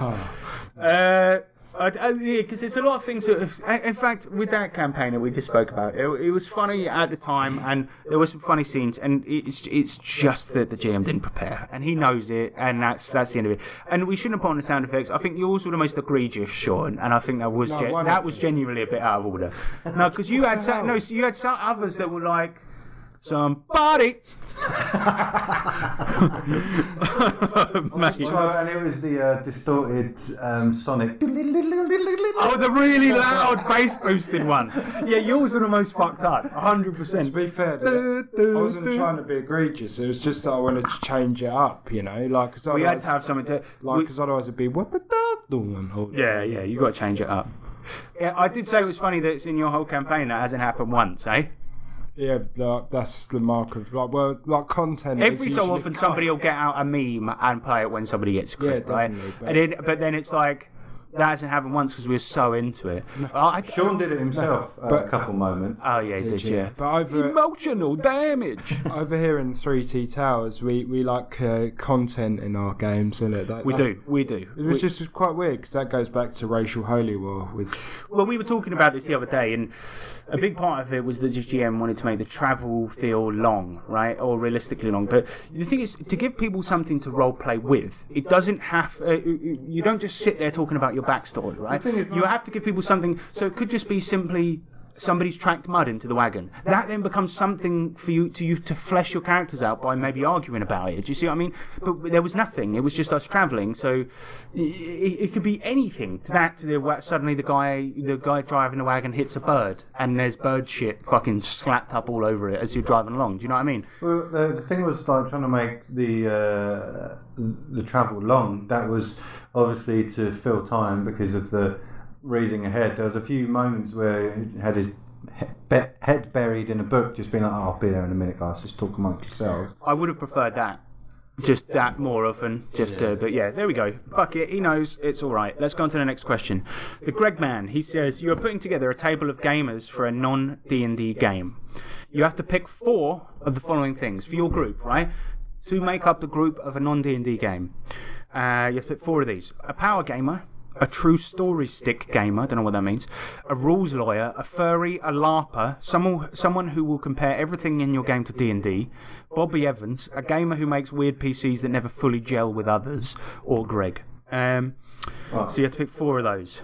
Right, I've got them. Go. Well, it's going to be Greg at the last 2. Yep.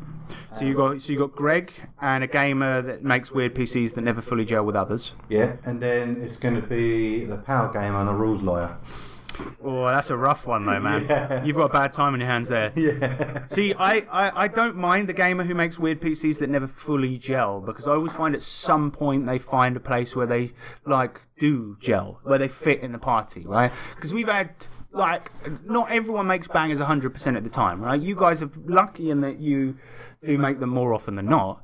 But, sometimes you'll get a character that doesn't quite fit, but eventually will find their niche. I've never had it where they simply don't by the end of the campaign, even if it just means they're a decent background character who contributes meaningfully to fights. Do you see what I mean? I think I would go with... Oh, this is really rough. I'll go with Bobby Evans. I'll go with Greg. Someone who will compare everything in your game to D&D, because I feel like we've already got a guy like that and he's pretty great, although he's stopped doing it ever since enjoying other systems. Yeah. And I would probably go the furry, because I actually ran a game with Lankmar and there was a furry in my game and he's alright. The only reason I wouldn't pick the LARPer, because LARPers tend to think that LARPing is the highest form of role-playing, and what they're doing is only half the experience, so I wouldn't want that person at my table. Rules lawyer and power game. A power game is alright, it can be alright.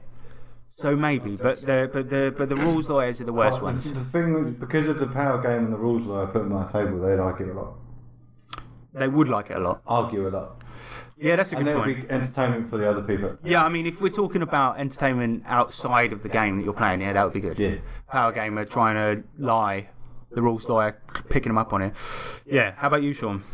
Yeah, I'd probably go with the guy who creates a player character who doesn't gel. Because even if they don't, sometimes they could be a cool outsider type annoying character, like a loose cannon or something like that. Yeah, exactly. Yeah, and that would be fun. Rules lawyer, I like talking about rules. Power gamer, we already had one of those at our table, so he's here now. We just looked at James. He looked away. No, you're not, to be fair. No, I think you used to be more focused on the stats, but now it's a good mix of both. I was back in the day, yeah. A good mix of both. And in fact, your characters were still good back then. I'd still try and create the best character. Like yesterday, I was trying to, in MCC. He was trying to power game. No, I was trying to create the best character I could. But then there are some situations where it's stacked against you, where you do need a character that's good to roleplay, but you don't want a character to be a complete duffer. You want them to be good. It's about balancing the both. Definitely. And I mean, a lot of the decisions I made in the most recent Savage Worlds campaign, knowing it was deadly, the Savage Pathfinder. They had to be relevant, but also I wanted to do things that would genuinely help. Like when I took Beastmaster to get a pet, and I picked a swarm of frogs rather than a frog. It's because swarms don't have to roll to hit; they just hit, and that was the reason I picked it. But still the character was befitting of him being a child, because he just picks up random shit, and now he's got a handful of frogs. But yeah, it's definitely about balance. But yeah, that's it. Those are our answers. I think that's a really difficult one. But I think in any RPG game, you're going to get a couple of these, aren't you? Yeah. You may as well roll a D8. You're going to get maybe a power gamer, something. A furry. I mean, but it's fine. Some of them are fine. Some of the things you can live with if they manage to work around it. Lassie comes in with the next one. He says, what makes a good one-shot from a player perspective and as a ramrod? A good one-shot. A good one-shot is something that's easily focusable, because if your goal, so that's the bit, the goal is in sight the whole time, I think, because if it's difficult, then the players may just simply not want to do it. They'll lose interest. Yeah. I agree. I think get the goal out within the first 5 minutes of the game. Yeah. Like that, it has to be either a simple goal or a simple goal that then gets more complicated. Right at the beginning of the game, you should probably in the first 5 minutes. Also, with one shot, what makes a good one shot is like having the overall story, but then also cutting it up into 3 chunks, like the beginning, the middle, where it gets. Maybe with a break. Yeah. I agree. And the thing about keeping it simple is a very good example is our Call of Cthulhu game that we played at convention recently. It started off the mission is really simple. You're mobsters. A bunch of stock has gone missing from your warehouse of illegal booze, right? And that's it. Then from there it builds. You add details, but your goal is always really simple: find out who stole the booze. It did turn out to be deep ones, but that's it built from there. Because I played in one shots where the goal is very nebulous or not clearly defined, and it's like you just lose interest. It's like that fucking Deadlands Noir game. There was one guy at the Cthulhu game who like kept getting lost in a story sense, and then like sort of trying to sort of stifle his anger a bit. Was it the guy next to us? It was next to me. Yeah. He was weird as well, James, because like he was such a fucking militant atheist, right? That we at some point went, I would go to church, we're going to see if there's anything hidden under the altar. And he goes, sorry guys, can you just clarify, because I'm an atheist, I'm not religious. And he said it maybe 3-4 times. It's like everyone knows what a fucking altar is. Don't pretend you're that atheist that you don't know what an altar is. Sorry guys, a church, what are we talking here? What does that look like? Is it a type of grape? It's like, no, shut your fucking mouth. I also think from one shots is having, if you're giving out pre-gens, which you usually are, have a bit of text on how that character relates to another character. Yeah. Right. For example, in the Tales from the Loop one we played at Birmingham, the story was pretty good because it included our character's backstory, which in that case we made up, right, where we were all linked. That's part of Tales from the Loop. But the Cthulhu game succeeded on that as well. That's a really good way of just going, right, so instead of just giving out a bunch of adventurers and saying, here, make it up, have like how they met or how they feel about each other. Or what you should usually do, like, right, you're these guys, like, for example, the Call of Cthulhu campaign, right? You're the mobsters, you're all part of this mob. But then it's always good because it allows the players at the table to improvise together. Yes, exactly. You've already got a reason for people to talk to each other rather than just... And also, like, because how many fucking fantasy one-shots have you sat down to play where it's just like, here's a fighter, here's a wizard? Many. And then typically only the players that have come together at a convention, like me and Sean when we did the Warhammer one, we were the only ones that role played together. Yeah, exactly. But like instead of doing that, have the base classes, but just go. Your dad really wanted you to become a wizard, but you were too stupid, so you became a fighter. Your brother, however, is one of the other player characters. He's a wizard, and he's your dad's favourite. Yeah. There you go. You got something there. That even as you're adventuring, that might come up where you kind of resent your older brother. Like even in Guy McDonald's game. At least that had that. Yeah. Yeah. Even he got that right. Yeah. I also think props.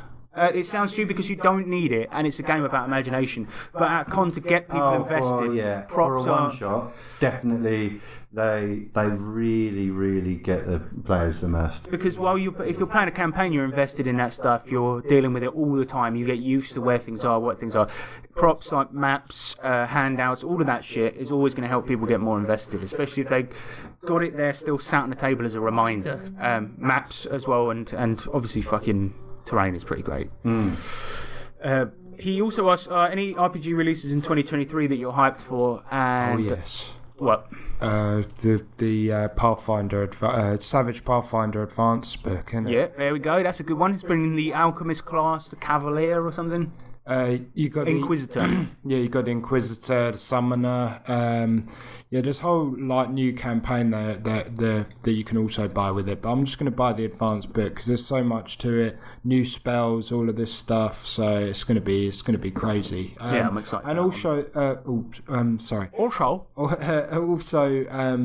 with the whole sort of ancestral abilities, like with dwarves, they're good at like dark vision. what Sean is saying is that you can now pick different types of dwarves rather than just having the straight up dwarf race. Nice. So you could be a hill dwarf, stone dwarf, communist dwarf. So Annoying dwarf. can't wait. I'm looking forward to the Monty Python RPG being delivered. Mate, that's going to be a fun episode at the very least, eh? Yeah. I can't wait. No, it'd be a good episode. Have you got any of the catapults, James? Or I don't know if my pledge included that. You can add it at the end. Oh no, it's already ended, hasn't it? Yeah. Well, never mind. As for me, I'll probably say that Pathfinder one because I'm looking forward to playing that, probably digging into a new class. But I'm not aware. There's probably someone I'm peripherally aware of that I can't fucking remember. But D&D 6th edition. Can't wait to see how it shakes up the industry or destroys it. That'll be fun. I'm really nervous about that. Same. I'm looking forward to lending you the books, Pathfinder books, Harrison. I'm not running it, mate. So I can be a player. No, you're never playing it. That's the curse of running a game that well. That your players like so much. Like if you run a game that you absolutely love, and the players like it, you're never going to play it. I've been running DCC for years. I played it for the first time at that con. Yeah. Oh, that's true. MCC is fun. That's the first time I played that, so that's quite. It's good. It's very good. But I'll probably be the only one ever running it. Never playing. Bargle the Infamous. He says D&D is enjoying a cultural prominence that it hasn't seen since the 1980s, which helped out RPGs in general. Do you see the D&D hype bubble bursting anytime soon? Yeah. Yes. Yes. We've discussed that at length already. It very much could do with how much the OGL and everything is shaking things up. Fingers crossed. Fingers crossed it won't, but from this point, when a new edition of D&D comes out, usually it's people all over the world creating content. You've got shitloads, and Imagine if that could end soon. But do we expect there to be a sequel to the film? I reckon maybe a squeakquel to the film. I reckon the film's going to bomb, innit?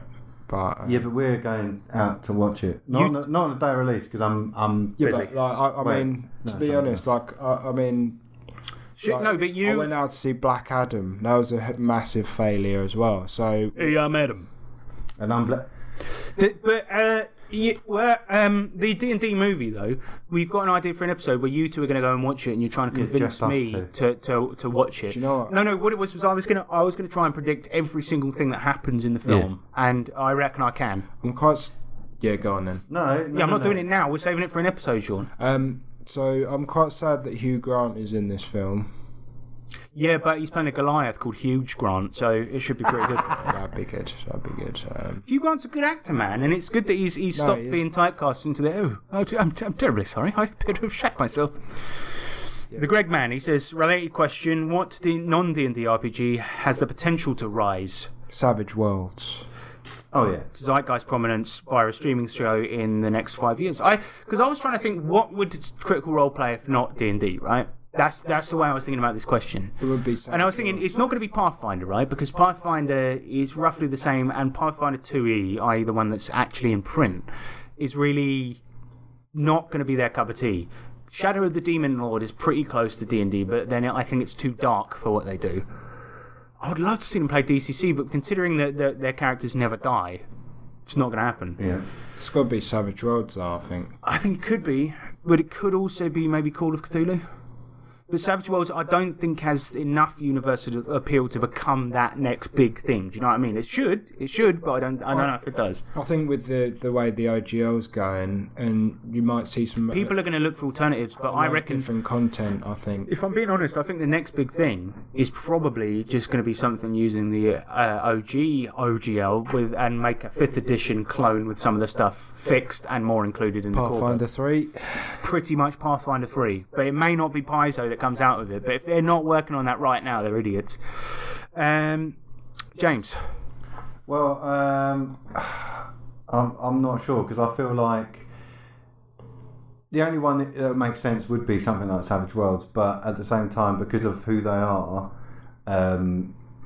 Probably not. Got to be whatever's mainstream, because whatever has the biggest following. So it could. I don't feel like it will sort of defer from D&D, to be honest. I just don't think it's. I don't think it's possible. At least not for the next few years. But he says in 5 years, it could be a replacement game such as the original Pathfinder, couldn't it? That could be the next thing that people are playing, because there's a lot of big streams out there that still play first edition. But yeah. Giga Greg, he says, question, Harrison, and you can chime in on this one, James, as well. How has new fatherhood, although you're an old fatherhood, impacted your... I'll just start the question again. Harrison, how has your new fatherhood impacted your game and lifestyle? The fact that you are still able to game and record suggests to me that you're both your baby and wife are superheroes. No, mate, I do it myself. No, yeah, I mean, James, you've got a child who is thankfully old enough to entertain herself. Yeah, well, it's been a difficult one, because when we actually began our group, it was, I didn't have my daughter as regularly, but we always sort of have it at my house when she's over. Surely when we started she was about 8. Something like that. So she was still a young child. It was 2015, so she would have been like 6. Yeah. Wait, now you get me confused. No, that's 7. Shut up. Yeah, if it was 2015, she would have been 7. Yeah. Right. So yeah, yeah. But yeah, so basically we'd always do it at my house and then someone else's, so that we could, I could attend, and then because of the 7 p.m. thing, it would be pretty simple. We'd just be like, right, well, at that age, 7 p.m. was bed, and she was old enough for me to say goodnight and then her go to bed. Then there was a few times, where I'd just be like, I'm just starting out to say goodnight. But we've stopped all that, and to be honest, he just hangs out with my current girlfriend now. So yeah, exactly, which is pretty great. And well, yeah, because she's now like 15. Yes, almost 15. So yeah, I mean, so you've got it pretty. I mean, with the newborn. Fortunately, my son he's very, very good at sleeping. Right? His routine is pretty we can get him down to sleep. Well, our game finishes it starts at 7, and then I'll put him to bed at like 10 to 7, and he'll just sleep usually. Right? There's been 1 or 2 occasions where he's had a bad dream, woken up or whatever, and I have to go in and comfort him. But it doesn't impact the actual gaming night at all, really, because for that reason. I mean, the only thing is he's bad at sleeping around another person's house with our travel cart, as you've well found out on New Year's Eve. Although he did it. But he did eventually, yeah. And as for like planning games, it's like I said, like usually I used to spend weeks. I could sit down for a whole day and just plan, draw maps, write out monster stats.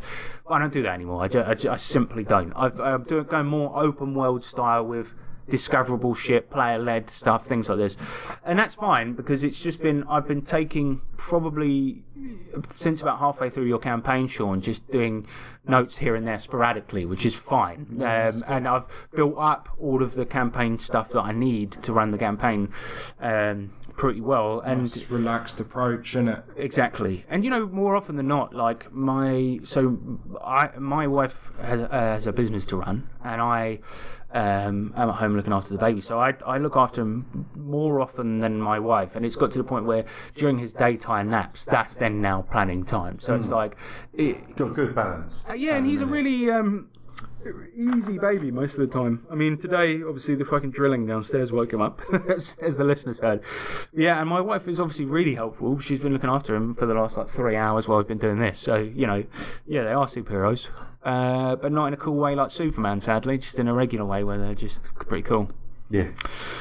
But yeah, I don't know, like, it must be hard, because other people, like, when it comes to scheduling games, right, not everyone plays regularly once a week. They'll do it like once a month, and they'll schedule it. Fortunate we are. It's just Thursday every week, that's it. And because my son goes to sleep, it means that I don't have to feel guilty if the game is not at mine, because pretty much my wife will just be at home watching TV. So the good sleep definitely helps. This is why I'm definitely not going to have another one, because I know it will go the other way. Everyone says that, don't they? If you've got a relaxed first baby, the second one's going to be nuts. Yeah. Yeah, that's as the saying goes. I can confirm that. Shut up, Sean. Oh, what a dick. Sean has no children that he knows about No, I don't. But or sees. But like, because it's like you're sort of a trouble baby, innit? No, I'm just joking. Me? Oh, I was actually. Yeah, to be fair. Were Yeah. you? No, you're right. I was a horrible child in general, Sean. No, you And now I've grown into a horrible man. you weren't horrible. No, I was just making a wisecrack. I didn't know. I think, to didn't be know honest though, let's be honest with you. Yeah, I may have been an annoying child, but I wasn't nasty. But I was very annoying. No. I'm very hyperactive. But you, on the other hand, Sean, Whoa. you once danced to my tears as if they were great music. Oh, don't mention that. It's funny though. It is funny. He generally did that. He like, I don't know, hit me or like called me a name or something, and then just like going, yeah, like dancing, like the sweet music of Harrison's I'd like to publicly apologise. We didn't really like, because like when we were like 5 or whatever, we didn't get along. But then like a couple. Yeah, we did. We mostly did. We've always got. We never argued like siblings, but there was a short period where Sean was a complete cunt when he was about like 9. Yeah, that's true actually. I mean, Sean, I'm only joking. It's fine. It's funny. no, but we were like good brothers, and we. Sean, you don't need to and we- justify. Yeah, I feel like this is really veered off. we Sean, just- this was like 30 years ago. Like, I Shut discovered up. D&D for us, all right? That's a lie because I bought the fucking board game. So suck it, No, I bought it because No, I bought I had it. a cleaning job. mate. Oh yeah, you're right. Right. Checkmate. Yeah, right. I just said, fucking, I'm gonna make you cry and then dance to it, mate. Sean's so embarrassed about that. I think it's funny, man. Don't worry about it. Greg, I was like 4. It doesn't matter. Greg and Greg's. He says, this is Ace. He says, what difficulty check would you rank the following everyday activities? And I'll go around the table. You have to give it a DC for each one. We'll do this rapid fire. Riding a bicycle, James. 10. Fair enough. Sean, passing your driving test first time. 10. 10? What after all the lessons? Yeah. Yeah, probably an 8 then. I failed 3 times. Easier than riding a bike. Oh no, maybe. Easier than riding a bike. Oh no, maybe about 15. Fair enough. Better. Yeah, I'd say because of the nerves. This is out of 25. Yeah. Running out of Wagamama's without paying for the food. That's got to be easy. Okay. That's my one. Shut up. I'll give it a 5. Not that I've ever done it, but were I to do it about 10 Well, it times is- in my life. Oh, they're quite good at stopping you outside, like just. Not me, they ain't. Or someone I'm a fictional. Next one is changing a nappy. Oh, mate, that varies. So it'll be. No, I reckon it'll be. All right, like 12. let's yeah. I reckon because like even with the biggest shittiest fucking explosion, right? It's not hard, but it is very hard to not go while you're doing Because it. your dexterity check, I think, would be the way it would. Or You got to, concentration. no, it could be dexterity where you've got to like stop the Catch gag it. reflex, catch the sick in your own mouth. Catch the piss. Oh yeah. Oh, that's a good point. Yeah, getting out of the way. I'm If you sort have of a the baby boy, then yeah, you are getting pissed on. That's just a fact. I'm kind of the opposite. I have a high con in that sense, but if there's a really shitty time, then it's like. James, bear in mind he deals with adults with severe problems. No, I mean not in this job. Oh, right. Just what, in your personal life? Brilliant. Oh, no, he has changed my son before with the help of my mum. Yeah, so I do think, yeah, the hardest bit is the smelliness. That's just a fact. But there we go. Everyone shits. But I really don't want to get like, Millie, when she's my wife, when she's changing his nappy, she always is like this. And I'm just like, I don't want to give him a complex and make it seem like it's a bad thing. Especially because he was constipated for ages up until recently. So I'm just like, good boy. And then secretly I'm like just swallowing sick in my mouth. Oh god, there's so many questions. Right, next one. Right, quick. Yeah, we'll do quick fire because we got to go. You're next. CJ, what are your thoughts on the new Doors backer kit project from Loki Battle Maps? I like their stuff, but extra stand-up stuff feels like clutter. Nice. It sounds So cool they've to got- me.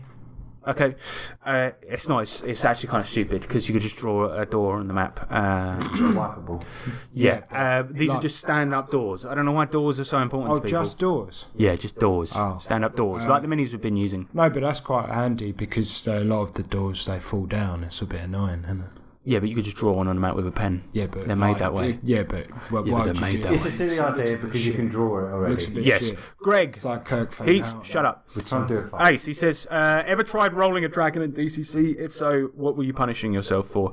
Yeah, so rolling a dragon in DCC, you can roll its type, you can roll its age, you can roll everything. So all its abilities and everything. So you might end up with an amphibious, electric generating, semi-scaly dragon, and is pages and pages and pages. I haven't. And while it is annoying, it's more meant for like campaign level monsters that are the end boss, and I think that's fine. Wow, we did it. We got to the end of the questions. You know, I feel under quite 3 hours. neutral about that one. You neutral about it? Yeah. Okay. Good. Sorry. Wow, real great commentary there. Real great stuff. I like killing things, and I like kicking things in the ass. So if anyone keeps going on about how you can negotiate with the fucking geckos, I'm gonna whoop your ass out of here! Shall we end the podcast? Just want to say thanks everyone for emailing in your questions on Discord. Good stuff. Really good. Look, I sounded like I was getting flustered here, but it's only because we've gone on longer because of the fucking drilling Appreciate downstairs. the enthusiasm. Because, do you know who's downstairs? Bloody white people. Albanians, to be precise. And, you know, shout out to you, brother. Fellow Eastern Europeans. Cool guys. Boring country. Cool Boring guys. country, boring people. That literally, what I mean is, that's not racist. They are boring into the wall with a drill. Nice. Brought it back. Not racist. Hashtag. All right, James. Socials. What's going on? You doing your weekly streams? Yeah, man. So weekly streams, you can catch them on FacePace and iTunes. No, just look up 3TRPG Pod on Google and then choose your best pick. I've been doing stream 3. If you don't follow us on stuff, then just follow us on stuff. Donate to us because we could do with the Patreon money. No, seriously, one of our biggest patrons has backed out recently for very good reasons, and no pressure, but somebody's going to have to pay for this, right? Because it ain't free. Right? We are scrambling here. We're scrambling, boys. We need the money. James needs a roof for his house. Yeah. Your son might have to get a job, Harrison. Unfortunately, he's already got one.